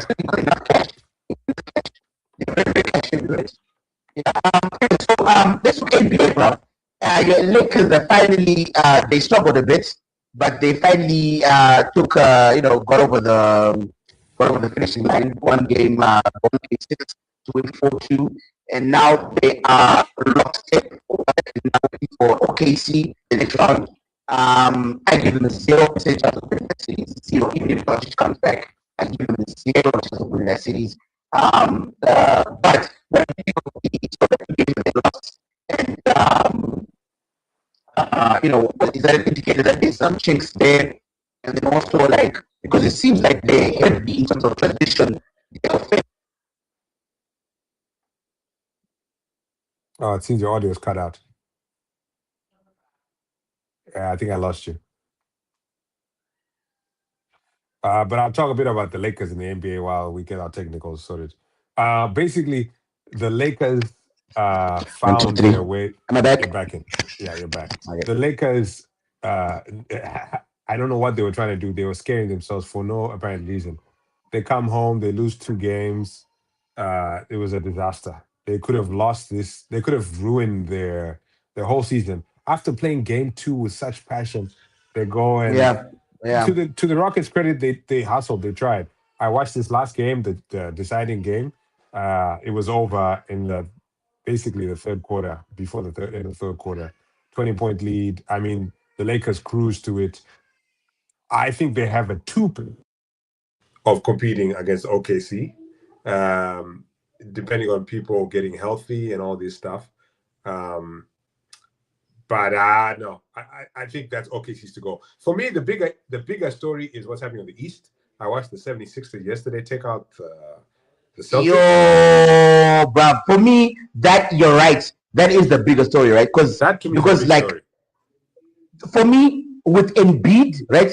With because 76ers are deep, right? They're starting 5. It's kind of scary. They've got Paul George, who's got experience, right? He's a two-way player, can defend, can attack, good shots. He's a decent 3-point shooter, right? That is money. Then they've got the young man, the young point guard, what's his name?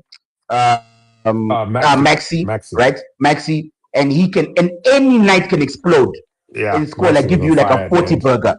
Easy, right? He can explode at any time. He carried the team to the game. So he's sick, right? And then you got that Kyle Oubre Jr. Coming through, right? You got Andre Drummond as well, was part of, and then of course Joel Embiid, who no one in the NBA, maybe the Spurs and maybe OKC, but no one else in the NBA has an answer to Joel Embiid. No one. If he plays well, he's unstoppable, right? Because he's big, he can kill you on the paint. He's mobile, he can shoot. He's good in terms of protecting the paint. He's not a very mobile defender, but he's good in terms of protecting the paint. The guy is unstoppable, and he made Boston look. There were times when he was playing against Boston, and they looked like men versus boys, bro. He looked immense, bro. And then you look at the East, right? With Cleveland, with James Harden, they don't look that great, right? They like almost, and they're probably gonna lose the Raptors. With the Raptors, yes, they are Pistons, Spurs, they're not great. New York is probably, New York, bruv. New York, there are times when they look absolutely unbeatable, but there are times when they look extremely beatable, right? And there's too much ISO ball in New York. I think it's like Jalen Brunson just wants to score and win by himself. And then Detroit, who are struggling with Orlando. So I don't know. I think 76ers about, they have to get over New York. If they beat New York, they could actually win the championship. They could win it if Embiid stays out. To me, the East is a scramble. I think it's exciting. I think it's exciting for these next two clubs to kind of like Philly versus New York. It's already a rivalry in baseball and football, so it's nice that you have two big East Coast teams that are showing up and playing. That is going to be a testy series. I'm going to watch every game there. I'm going to watch every game. Yeah, is going to be, especially if they both show up and play well, because both teams had to work hard for these first two, especially the Sixers. Boston had it. What? It was 3-1 up or something like that. I mean, it was they were 1-0, then it was 1-1, then they were 2-1 down, 2-1, and then they won the next three. Yeah, I mean, so it was 2-1, then they made it 2-2, then they made it 3-2, then they made it 4-2. Yeah. No. It was tied. It was 3-3. It was a 3-3 final game. No, you mean New York? I'm talking about New York, Atlanta. Oh yeah. Sorry. I was talking about it was 4-2. Celtics and that. Oh, the Celtics was Celtics. But when Celtics started winning, when Philadelphia started winning, it was just one-way traffic. Right. But that was 3 games on the trot, right? Because they were down 3-1. They won 3 games on the trot, yeah. And they won 3 games on the trot. I mean, that was huge in Boston. I mean, that was a huge win. I know we have Raptor fans. We had a Raptor fan back in the day talking about Raptors. We slept on you, Marcus. We slept on you, and you know what? The Raptors are back, baby. JT Barrett with that last 3. The little bouncing off the rim, going in the hole. I mean, that was. Yeah, Raptors could win the series tonight. They look like they're gonna win. Yeah, I mean they're poised to do that, and that's a huge fall from grace for the Cavs, because we had given that to them after game 2. James Harden. I know. James Harden. You can't win with James Harden. Orlando. Spurs have scored, by the way. Spurs have scored. Tottenham has scored. Yeah. They just scored. Yeah. This is huge. Tottenham just scored. Who scored? I wasn't watching. I think it's Gallagher. Gallagher. Gallagher. Yeah. Huge. What a huge goal. Yeah, it's Gallagher for the Spurs. Gallagher, yeah. This early in the game. Yeah. Huge. Yeah, from a throw in, and then the ball goes out, and then he shindigis from outside the box. Yeah, great goal. I mean, great goal. Talk about that's control, and then shindigi. Great control. This is huge. Yeah. This is huge. Yeah. If you're a Spurs fan right now, stop watching us. Go watch your boys. Yeah. Go watch your boys. No, you can watch us. Watch us because you're lucky because you're watching us. Keep watching us. Hey, keep watching us because we gave you good luck. Look, you can't win anything with James Harden. I'm sorry, man. He is. Tell me another player that chokes as much as James Harden in the playoffs in any sport. I'll maybe tell you a team. I'll tell you a team that does. Who? I tell you a team that just choked more. Orlando. Orlando Magic. The Magic. Oh, okay. No, I'm talking about a team that choked more than Harden. I'm saying Harden chokes every player. Like Orlando was never like a great team, right? They're not like dominating the NBA in the regular season, and then when it comes to playoffs, they just whack, right? I'm saying about like a team that is like James Harden. Missed shots. 23 consecutive missed shots. 23 consecutive missed shots. Oh my god, bro. Not 5, not 6, not 10, not 20, 23. How do you do that, bro? How do you do that, bro? Where are How'd you? you do What that, are you bro? guys doing? Oh Oh, man, talk about a da da collapse. da Talk about a da collapse. da. And I think Legendary. Detroit and Orlando are not great, right? But one of them is going to be, No. Yeah. It's one of them is going to be in the semifinals, which is just shocking, I right? think on the East, I think on the East, it's between the Knicks and for And me, it's between the and Knicks and the 76ers. yeah. But look, here's my point though. Besides, like, if it, but that's a serious statement though. I'm thinking, okay, Roberto Baggio in the final of the World Cup 1994, right? That was a great show because he was the best player on earth, Yeah. right? The best player, and he choked that game. He was nowhere near. He was nowhere to be part of that game, right? The one Brazil won.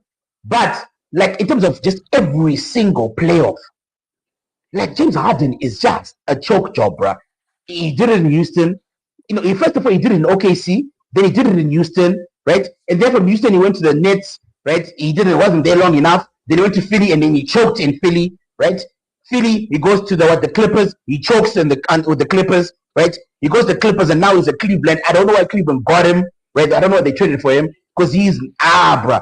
And I think it's about because I remember I told you I saw a game right of the Raptors where like the fighting was game four, and they were fighting for the ball on the ground, right?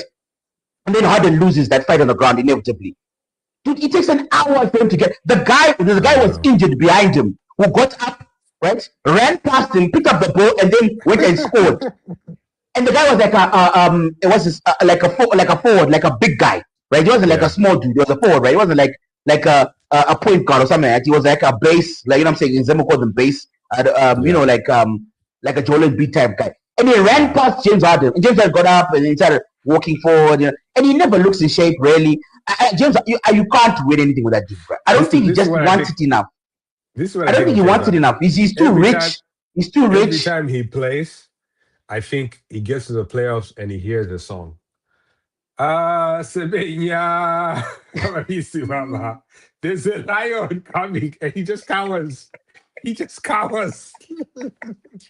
He just cowers. Oh my word. Oh my word. That's hilarious. Shout out to learn more. Come on, Lebo.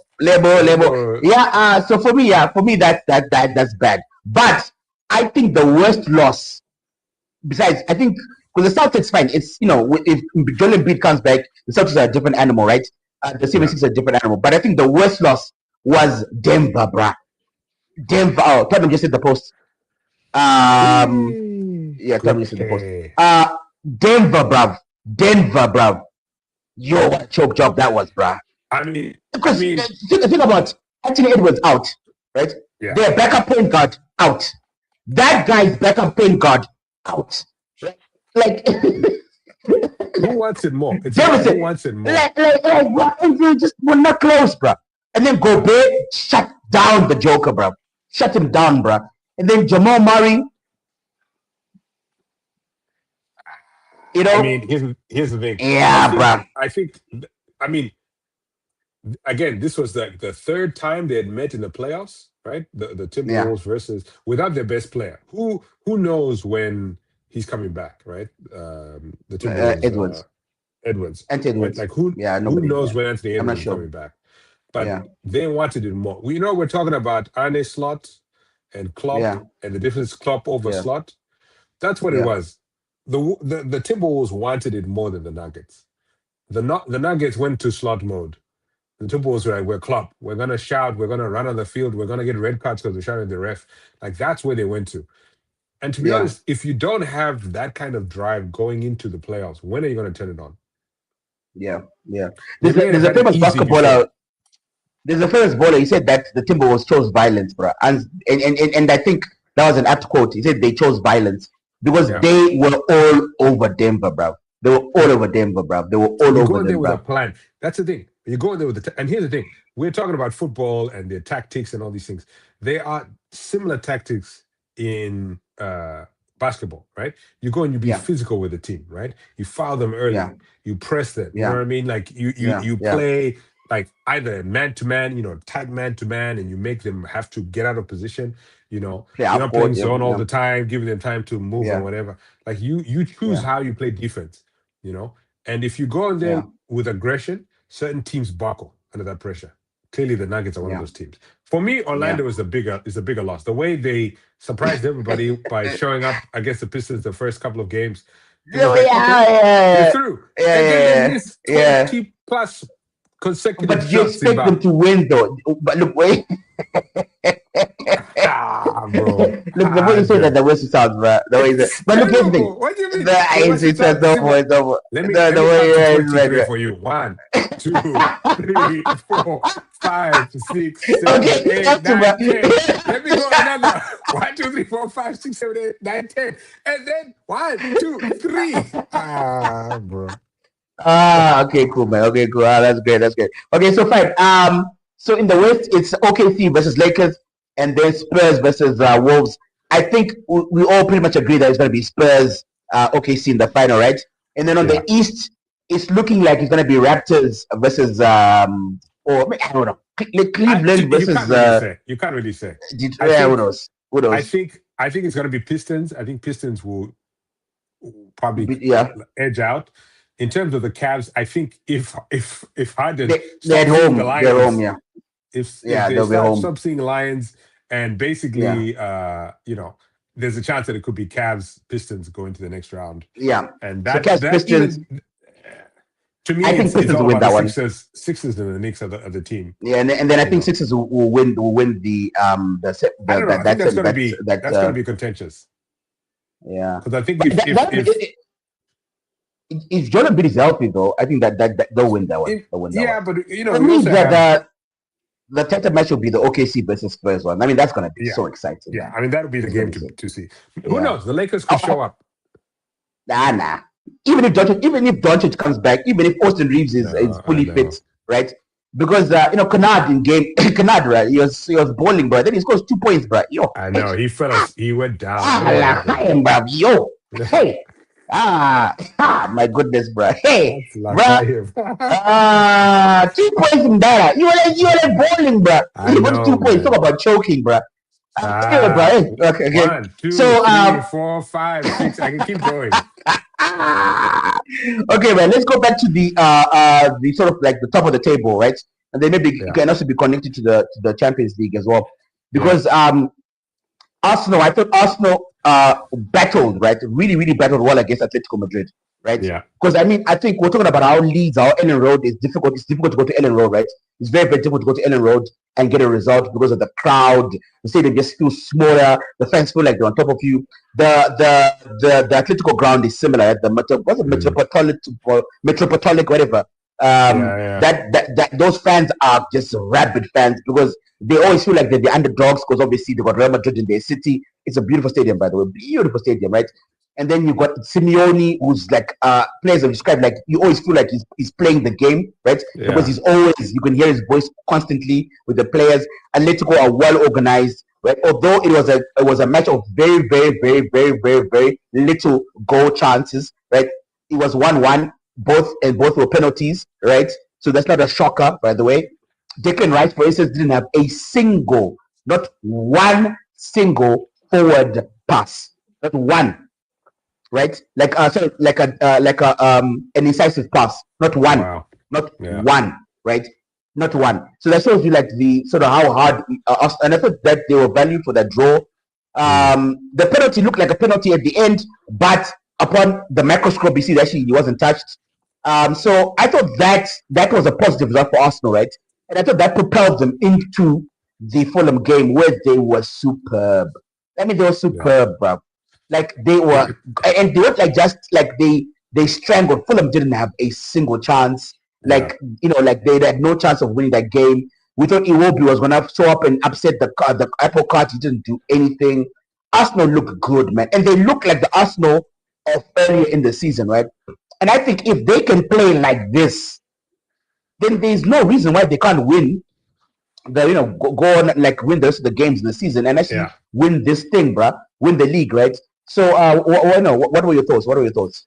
I mean, for me, I think the big difference for them is having Saka back. Like, so the Atletico thing, that was kind of like a cagey kind of like, and when you going in, that was the kind of, it wasn't going to be the opposite side. I mean, like the other Champions League semi was probably ever. ever. That it was so superb. Yeah. But coming back to Arsenal, I think they were buoyed by that draw, and I think, I think that momentum. Remember my favorite word, momentum. They took momentum. And then having Saka back, like Madueke, I think is functional, but like having Saka on there, because that is a team that was winning at the beginning of the season when Saka was involved, when Saka was back in the game. So having Saka back playing, I think it's huge. And then also like looking at the schedule, they have teams that are beatable coming up. Tottenham just scored again. I'm watching late, delayed. Richarlison just scored, yeah. Oh, I'm a bit delayed, but I'm watching. All right, it's a cross from the right side. No, Siki, cross, Richarlison. Whoa, guys, this 10 goals for the season. This it's sad for West Ham. It's so sad for West Ham, bro. Guys, it's so sad for West Ham, bro. You remember we're talking about so sad. We're talking about De and attitude. We're talking about the Klopp versus Slot. This is Kloppness right now. De is coming in there and he's invigorated. So sad. People are leaving. They can't be leaving this. Yeah, some guys. He's not offside. He's not offside. No, I think it's good. So, so this is the real battle. So we're talking about Arsenal, right? Arsenal's game next week is against West Ham. Yeah. If a team needed to that, to me, it was even before what's happening right now. That to me was one of the biggest games of the season. Because Arsenal need to win against. So do West Ham, yeah. And so do West Ham. This right now is edging up to be the must-watch London derby of the season. Of the year. This is the game of it's gonna be huge. It's gonna be so intense, bro. Especially if Man City comes in and they win their next game. West Ham. They beat Everton tomorrow. Yeah, West Ham versus Arsenal it decides the top and the bottom. In my opinion, it's the decisive top and bottom decider. The victor of that is either staying up or winning the title. Or winning the league. Yeah. If they because draw, Messi got Brentford, right? Messi got Brentford. That's a potential point offer. Yeah. That's gonna be tough. Brentford is not an easy. Yeah. And the way Brentford plays counters the way Man City plays because they're very good on the counter. Brentford's biggest strength is counter. Like they are good with that German guy. Is he German or Swiss? What's his name, man? I'm forgetting his name. Anyway, he's very, very quick. And they're a very good transitional team. They're very good at winning the ball and then distributing it out. Especially Damsgaard and Damsgaard is one of the players of the season. I think that guy is superb. I think he's excellent, bro. He's excellent. So I agree with you. That game is gonna be a key game. West Ham Arsenal is gonna be but potentially like a cup final. Yeah, potentially, exactly. Well, definitely for West Ham, regardless of what Arsenal does. Like West Ham, every game is a cup final. That game against Leeds at the end, huge. The game against Newcastle, huge. So for me, I think Arsenal have found health at the right time with Saka coming back. Yeah. If things go according to plan and they beat West Ham, at that point, I think it's theirs, right? I think it's theirs. I think they can go. Yeah. Now, if we're talking about Champions League football, they're coming. Atletico is going to come to Arsenal and play them at home. Potentially, I think they could eke out a win in that. But ultimately, Atletico don't travel well. So that's the advantage. Well. But ultimately, I think, after the other semi, I don't see how. Because here's the thing: Arsenal's defense is porous. They can give up goals, right? They're not all. I'm actually of the opposite, and this opinion is a bit controversial. I heard you say that earlier in the week. I've had one or two comments on it, but here's what I think, right? Because and when we talk about the semifinal, the semifinal was one of the best games I've seen in my life. It was just great to watch. It was, it was great to watch, and I'm glad the referee didn't interfere in that game as well. But that game was great to watch. And Bayern Munich, to be fair, have given us two of the greatest games like in a long, long time, right? The second leg against Real Madrid was also great until the referee interfered. And then the PSG game again. What great football, bro! Offensive football. But as great as it was awful defending, fine. Awful defending. I don't think it was awful defending. Dude, it was bad defending, bro. Like, look, I saw like Hakimi. Was it Hakimi? Hakimi literally tackled what's his name? What's the guy? The French guy. The Bayern Munich. Olise once, and the commentator was like, "Oh, he actually tackled him once." Yeah, once, bro. Right? I've seen Olise against Ben White and the other guys at Arsenal, and that didn't happen, bro. That did not happen, right? So what I'm saying is like, when I look at and then you look at Jonathan Tah and what's his name and Upamecano, very porous. They were porous against Real Madrid, right? They were porous. Even Atalanta scored a couple of goals on them, right? Arsenal beat them 3-0 comfortably in the league stages. Look, here's my theory. I think that Bayern Munich and PSG will score against Arsenal, right? But they won't score 5 or 6 or 7 goals, right? They're not going to score as many goals as they scored against each other. It's not going to happen against Arsenal. Arsenal does not concede that many goals. I think the last time Arsenal conceded 3 goals was against Manchester United, and before that it was like hundreds of matches. They just don't do it, right? The Arsenal defense, Atletico Madrid is another team that in a one-off game, Atletico Madrid will be extremely difficult to score against. Extremely difficult to score against, right?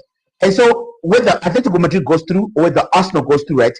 I think that they're going to score 1 or 2 goals at most against it, because that's what the stats and that's what the history says. I know, right? but no matter who they're playing, right? Yeah. And then I think as porous as those defenses are, right? I think Arsenal can score 3 or 4 goals against a Bayern Munich defense or a PSG defense. That is my theory. So when I saw those 2 semifinals, right? My theory is that I think that Arsenal's offense or Atletico Madrid's offense is nowhere near as good as Bayern Munich or PSG. They're not in the same universe. But then Arsenal's defense, Atletico's defense is again nowhere near. That the Bayern Munich and PSG's defense are nowhere near though, because Hakimi and Mendes, they just up. They don't want to defend, right? Yeah. Same thing with Alphonso Davies and Konrad Lama. They just up. They don't want to defend, right? They just don't want to defend. They just don't want to do it. And so Marquinhos and the French guy, forgetting the French guy, young defender. Normally they left 1-on-1 against the opposition attacking players. Same thing with Upamecano and Jonathan Tah. And it works in France. It works in Germany, and it works because they have the majority of possession. But if you have a team that's well organized, like Real Madrid or Arsenal, I am telling you right now, I think that the final is going to go to other Atletico or Arsenal. Your mic. Why you fix your mic? Is it gone again? Oh no, it's fine. It sounded a bit bubbly, but I think it's still there. What I'll say to that is another form of defense is offense. And I think that's what's going to separate the thing. Because yes, you could be right. They could score 1, maybe 2 goals on Arsenal, right? Either Bayern or whatever. But they're attacking. If you're spending the majority of the game on your defensive energies, right? It's where energy flows, right? If energy is only flowing in your defensive side and you're consistently having to come back, Declan Rice is being pulled back.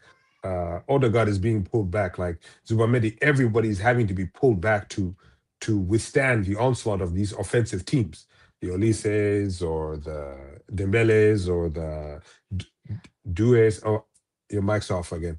But yeah, I can't hear you, but keep going. No, I can't hear you. But that in itself is a defense, which means you have maybe 1 or 2 counterattacks a game. So that's the thing, is when you have an offensive powerhouse, right? That offensive powerhouse changes the weight of the team against whatever. Back. It changes. It shifts your team's plan. We're talking about team's plans. Yeah. You can make a plan to be like, okay, when we have the ball, when we're in possession, we do this. When we're out of possession, we do this. Yeah. If you spend 60, 70% of the game out of possession, it sets you up for. It's not. Yes, your defense could do a great job. That's where Atletico and Arsenal live. I know, but that's what I'm saying. Atletico Madrid are comfortable living in that world, right? Yes, they love to defend. They love to defend, and Arsenal, we've seen Arsenal are capable of doing it. They are capable. They're capable of doing that. They're capable of doing that. But dude, is that where they live? They're capable of doing that. Is that where they live? Against Atletico Madrid, for instance, they created like the one shot on target. One. There's the time they were defending Arsenal. But right? Is that where they live? Like, where do they thrive? That's the thing. Where do they thrive? And that's why I think Arsenal are a sort of like essentially they're a defensive team, but they are maybe they have a strong defense, right? But they are. It's what Klopp was. That's where their strength is. You have a strong defense and a dominating offense. I think Arsenal are a power team, right? Powerful midfield, powerful. Look, where's Arsenal's strength? It's certainly not in the offense, right? It's Gabriel and Saliba. That's where the biggest. Gabriel, Saliba, Zubimendi, and Declan Rice. That's the and then the goalkeeper, right? That's like the power base of Arsenal. Look, I get what you're saying. Look, I'm probably wrong. The money is probably all on Bayern Munich or PSG. I know, but I just got to speak. Look, I could be wrong. I'm just saying, if you're Pep, let's look at the Carabao Cup. You are probably right. Let's look at the Carabao Cup final, right? A team that, like, in the second half, especially, right? Pep, O'Reilly was in the box majority of the second half. Doku was causing problems on the sideline. Haaland was kind of not even really influential, but he was there. It's like, and those offenses, in my opinion, aren't at the level of Bayern or like City's offense there is not at the level of Bayern and no. Other seasons maybe, but this season they have not been. It's comparable. I don't think so. They're comparable. Okay, fine. No. In what they're playing, they have the players. I'll say they have Doku, they have Haaland, O'Reilly's an offensive force. But in terms of how they've been playing, yes, they beat Burnley 1-0. Okay, 1-0 to Burnley. We beat them 3-1. And that one goal is a consolation. So again, I think it's PSG and Bayern Munich were in the I concede your point. I really hear what you're saying. Here's what I'm thinking. I think what I am thinking is probably 10%. Yours is probably 90%. Yours is 2%, Simba. Let's go 2%. I'm saying 10. I'll give you 5. You're 23%. Anyway, who do you think is going to win between the two teams, Bob? Who's your money on in the two semifinals? I think you said Arsenal. You think Arsenal is going to squeak in? What about PSG Bayern Munich? Against that one? I don't know, man. I mean, after the last game, it'll come down to who plays better defense on the day. To your point, it'll come down to who plays better defense. Yeah. I have my money on PSG. Bayern, PSG. I think PSG, but with only one caveat: if Dembele is not as wasteful, if you don't get the waste from Dembele, because I think Dembele missed a couple of chances, and Mateus is having a great game, by the way. I'm seeing him. Who I think is going to be good? Who's going to be? I can't say his name. Kakashvili. Kashvili. That guy's quality. That's what I'm saying. So if Dembele has a bad game, the Manchester United player, if there ever was one, bro. I'm in love with that dude, bro. I'm not saying I'm saying he can only play, but I'm saying like he's a player that we need. The type of player you want. I understand. He's the type of player we want. I love that guy, bro. That guy is quality. Simba, he's the number 2 quality in that squad. Maybe number 3 if we do above him. And he's still he's quality. Other players. I'll take him over Due. I'll take him over Due. The only person I'll take in that front 4, right? I'll take obviously take Dembele over him, right? But then I'll take him second. I'll take him second. And him, to be honest, that's why I'm like, even if Dembele has a bad game, Kakashvili could basically be like, all right, put it on my shoulders. I got you. Boom. I love that player. I love that guy as a player, man. Man. I really love him as a player. Okay. So, Man City Everton. What are your thoughts on that one? Do you think? I think it's an easy win for Man City. I think Man City are gonna. I'll say 3-1. Unless they get upset. Here's the thing: we're getting to the time of the season when you could get upset. I don't see Everton doing that. Nah.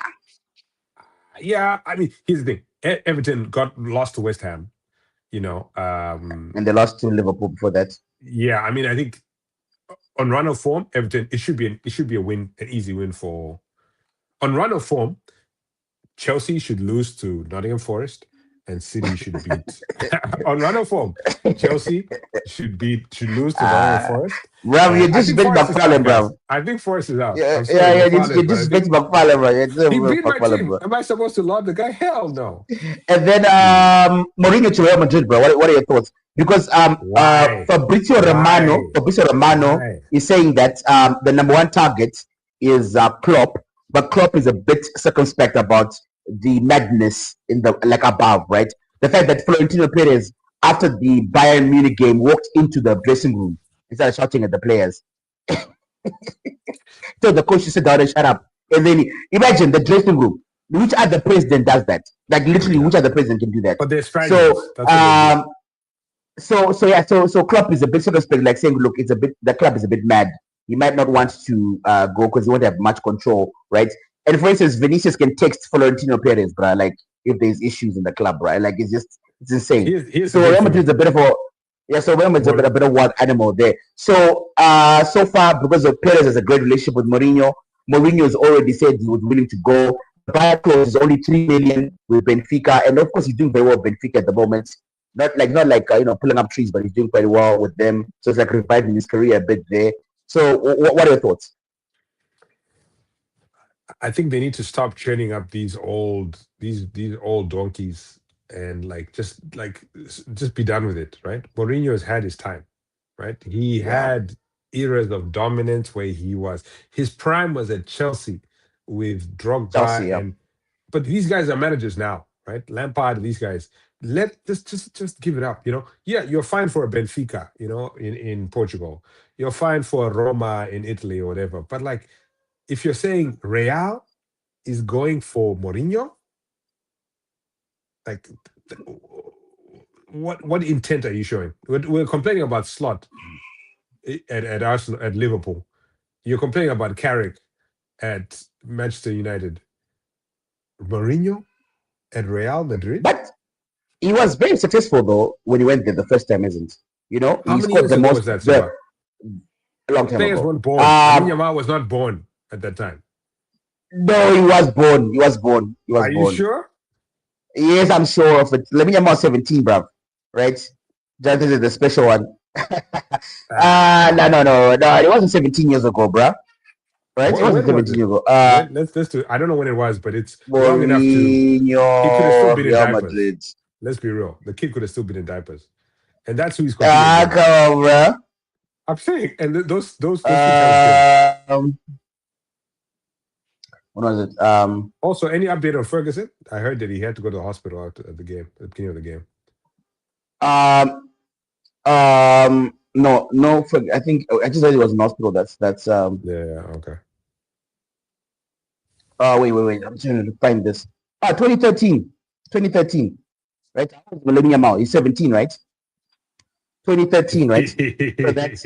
so 2026, right? So that's 2023. No, so he was alive. Barely, Shiba. What's that? He was alive. Years? He was alive, bro. He was alive. He was. That's cool. Yeah. That's only 13 years ago, bro. He was still. Simba. He wasn't in diapers. The game has. He wasn't in diapers, bro. The guy was 4. He might have been. Since he was 4, the game has developed. And Mourinho has not. That's what I'm saying. Since he was 4. No, but here's the thing though. At Real Madrid, when Mourinho was coaching Real Madrid, he was very offensive, right? They scored the most goals they've ever scored, right? Ever to this day. They had the most points they've ever gotten, ever to this day. That's under Mourinho, right? And he beat Guardiola regularly. Yeah, they did have a special squad. They had Ronaldo, they had Benzema, they had they're a great team. They're a great team, yeah. Ozil, they're a great team. But yeah, look, I don't think it's gonna work. I don't even think it should happen. But I think why we Real Madrid are a bit desperate. They're a bit desperate, and they're not. You're at Real Madrid. You're gonna get desperate. You're the second or third biggest team club in the world. You're not. What are they gonna get though?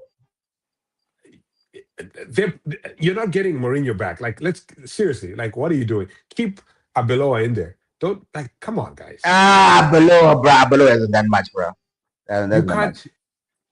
Abelo is what, like Abelo and Abelo, they are not competing for the league. They're out of that situation. They're out of they were knocked out of the Copa del Rey. They were knocked out of the Champions League, right? They didn't do well. Like Abelo did nothing. Barca guy? Who was the Barca guy? He used to be a player for Spain. What's his name? He was there a few seasons ago. Oh, Xavi Alonso. Not Xavi. Before Xavi, who was there? The coach. Yeah. Xavi Alonso took over from Ancelotti. I thought Ancelotti was Real. You're talking about Barcelona. About Barca. Who was the guy before? Xavi. Xavi. Right. Yeah, not Lord Xavi. Where's Xavi? What? Where is Xavi? Xavi can't coach Real Madrid. It's impossible. Why not? He's better than Mourinho. No. It's like Guardiola coaching. No. I get it. It's like rude. It's sacrilegious. It's sacrilegious. It just won't happen. It's better than number one, old washed up. No. Was full, Papa. Full. No. If Xavi goes and if Florentino Perez gets Xavi to coach Real Madrid, right? First of all, Xavi could get killed, like literally get murdered. Yeah, right? That's true. Like it's deep, right? It's like Guardiola coaching. It's like Klopp coming to coach Manchester United, or like Guardiola coming to coach Manchester United. It's impossible. It's Alex Ferguson going to coach Man City. It's impossible. Like it's just not gonna happen. It's a better choice than Mourinho. I'll tell you that right now. That's a not choice. It's like saying Zeus. It's like saying Zeus come down and coach. It's like it's not gonna happen. Mourinho should be a not choice. Mourinho should. Why are we even like? It's like, and also Fabregas, whatever his name, what is it? Romero. No, Fabregas can't. Again, he's a Barcelona. He's a captain. Look, here's the thing, right? It's about.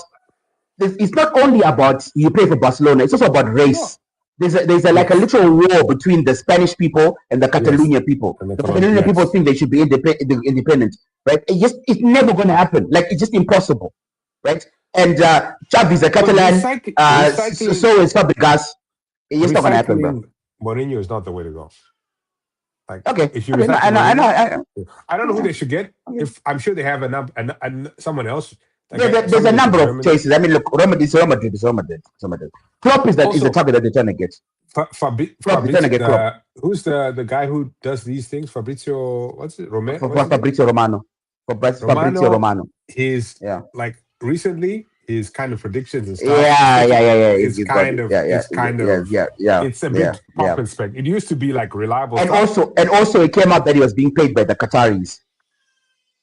He's lost it for the last couple of years. He's on the payroll. Yeah. So I think let's wrap it up a bit. Let's wrap it up a bit. Yeah, 2-0 halftime. So like I think I wanna start a new segment here on African Sports Guy, right? And I think the segment is something that I'm very, very passionate about. So like if you've seen a couple of my last videos that I've been making, it's been on I'm really, really upset because Faisal is my American friend, so I watch a lot of American sports and I watch a lot of American media, right? And there seems to be real journalism in terms of sports journalism in America. I read a lot of these articles, these newspaper. If a player doesn't play well, in America, when they interview the guy, they'll ask him, why aren't you playing well? Why aren't you doing this? They'll ask him, like in the 44th minute, you missed this chance. What were you thinking? Right? They're not polite because they don't serve the players. They serve us, the guys that buy their papers, the guys that log onto their websites. When you watch these shows, First Things First, a First Take, whatever, they are very, very, very direct and they ask proper questions, right, to the guests that are on, right? But when you watch English interviews, like I don't even watch press conferences anymore. Like those I watch even the Manchester ones. I don't watch them anymore because they're boring. Because you get all the generic questions. Nobody actually asks you, like, okay, Michael Carrick, you were sliding on the pitch, right? You're sliding on the pitch. Isn't that a drop of standards? Like what I was asking you, or like, for instance, or like, Enzo Fernandez. You were amazing against Leeds, right? You were half man, half amazing. But what was that doing Bournemouth? Like, why weren't you performing like that? Did you sabotage the play? With the player sabotage? Like basic questions, they don't ask them at all. They're always asking like these leading questions, these soft questions. They're not there's like no journalistic like diversity or investigation or like nothing. It's all generic nonsense, right? And they're just so polite, too polite. And I think they're just in cahoots with the club. So on African Sports Guy, we're not like that. We're not like that at all. We ask the direct questions because really we're fans being fans, right? And we're allowed to do that. We're not worried about not being able to make any press conferences. So one of the segments I'm going to have this every week. We're going to have this every week. It's like, what are they not talking about in the newspapers, right? So this week we're going to talk about Phil Foden, right? And Fari, I think you know where I'm going with this.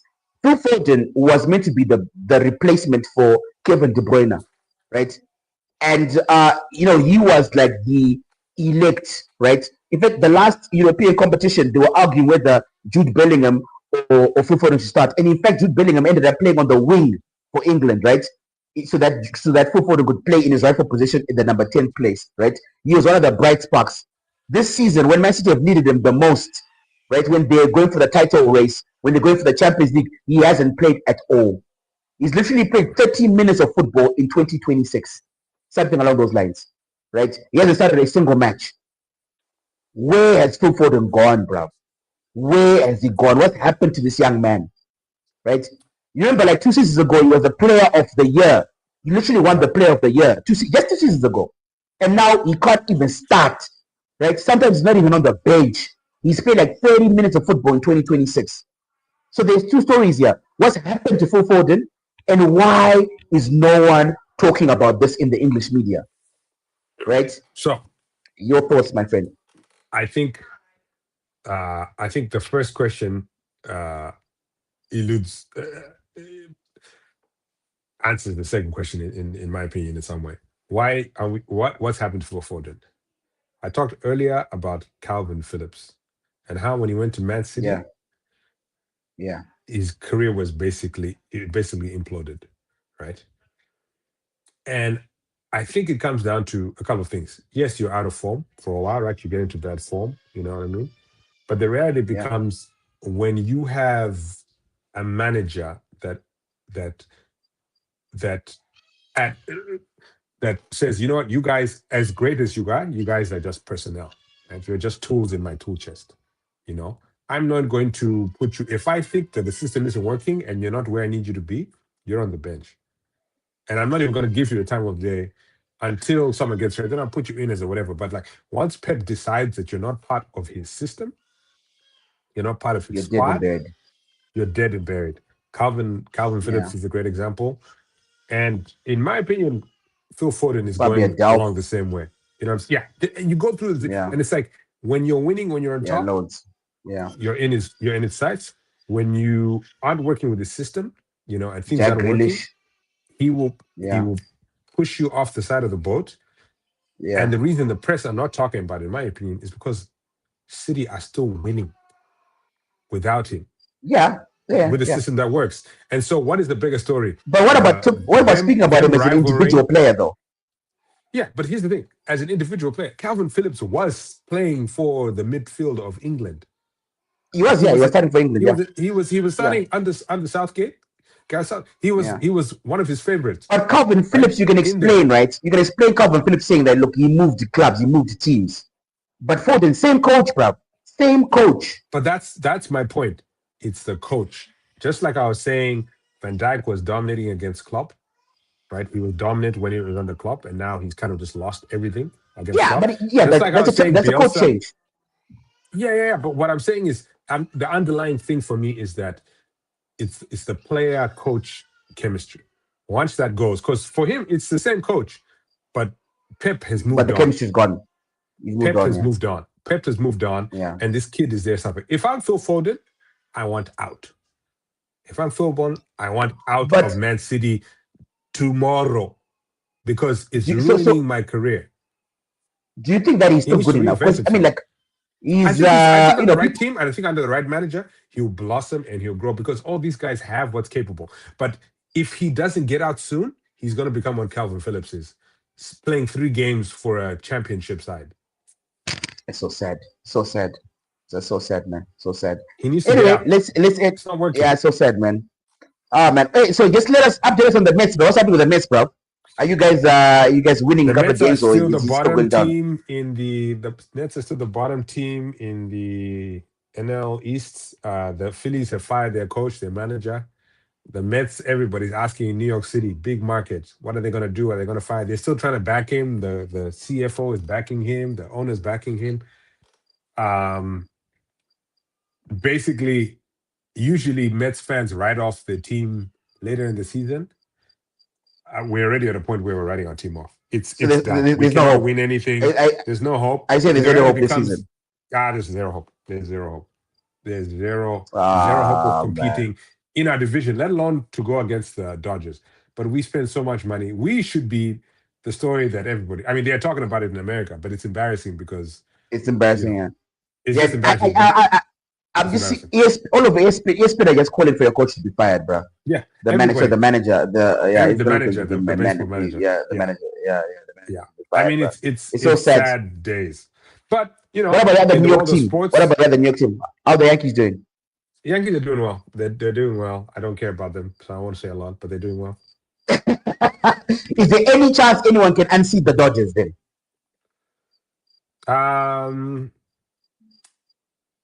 Yeah. I mean, here's the thing. It comes down to, for the Dodgers, it comes down to how healthy they are. Are they healthy at the end of the season? If they're healthy at the end of the season, it's going to be hard for Ohtani. Ohtani, bro. The pitching. The pitching is. He's my favorite player, bro. That guy's sick. That guy's sick. That's what I'm saying. The pitching. He's pitching and he's winning his games as a pitcher, not playing. Yeah. That's why the Dodgers will win, because they have 2 or 3 starters that dominate. And then the bats are also waking up. They're playing now with this. The third base player hasn't played most of the season, Mookie Betts, and they're still dominating. They're spoiled for riches. Your wife must be so whipped, bro. She must be singing every day, bro, in the shower, bro. Oh my goodness. Fortunately, it's a long season, so I'm going to stretch it out as long as I can. What I do to make myself feel better is listen to the Aston Sports Guy podcast, which is on Spotify and certain places, and hopefully it'll be on Apple Podcasts coming up soon, available everywhere. So guys, please look for that. I will put that in the description in the video. I'll put that in the description in the video. And when I start putting that in all the descriptions, all my videos now, please subscribe to our Spotify, especially if you're not in Africa. And then everywhere else, Apple, please jump on the Apple thing. Let's make it flourish. Let's spread our views. And then maybe we're going to be represented, bruh. We're going to be represented. Maybe we can start changing the refereeing in England. People want. There's room here for a brand. And then the shit. We are more Klopp than Slot. I'll make that happen, bruh. Anyway, funny, man. It was great talking to you, bruh. Have a great week. We'll see the Champions League this week. We've got the Champions League coming up. Tomorrow night, we've got Man City tomorrow night. And then, guys, every night, 9 p.m. plus 2 GMT. Plus 2 GMT is my time zone, right? That's the time zone. I'll be live every night at 9 p.m. Except on the day that Bayern Munich are going to play PSG, because I want to watch that match. I'll probably be live after that match. But otherwise, every other night, 9 p.m. plus 2 GMT, I'll be live. And then on Thursday will be the other with what's his name? With Campus, the other Campus, the Junior Tatenda and Jonathan, right? Will be the 3 of us will be on live on Thursday evening, right? Again at 9 p.m. plus 2 GMT, right? So catch that one. That one also will be included in the podcast. Those 2, and then more's coming up. Right? Hopefully during the World Cup, we'll try to do some fan cams during the World Cup and stuff like that. Maybe, and then obviously there's watch-alongs coming along. So just turn on the notification button, please, if you're watching on YouTube, and so that you know what's going on. And guys, again, subscribe, please, to the Spotify thing and Apple Podcast. I'll put the descriptions down. I'll put the links down in the description. And have a great week, guys. Have a great week in sports. Stay safe out there. God bless Fari. And the African Sports Guy out. Yeah, man. African Sports Guy, he's on the ball. African Sports Guy, he stands so tall.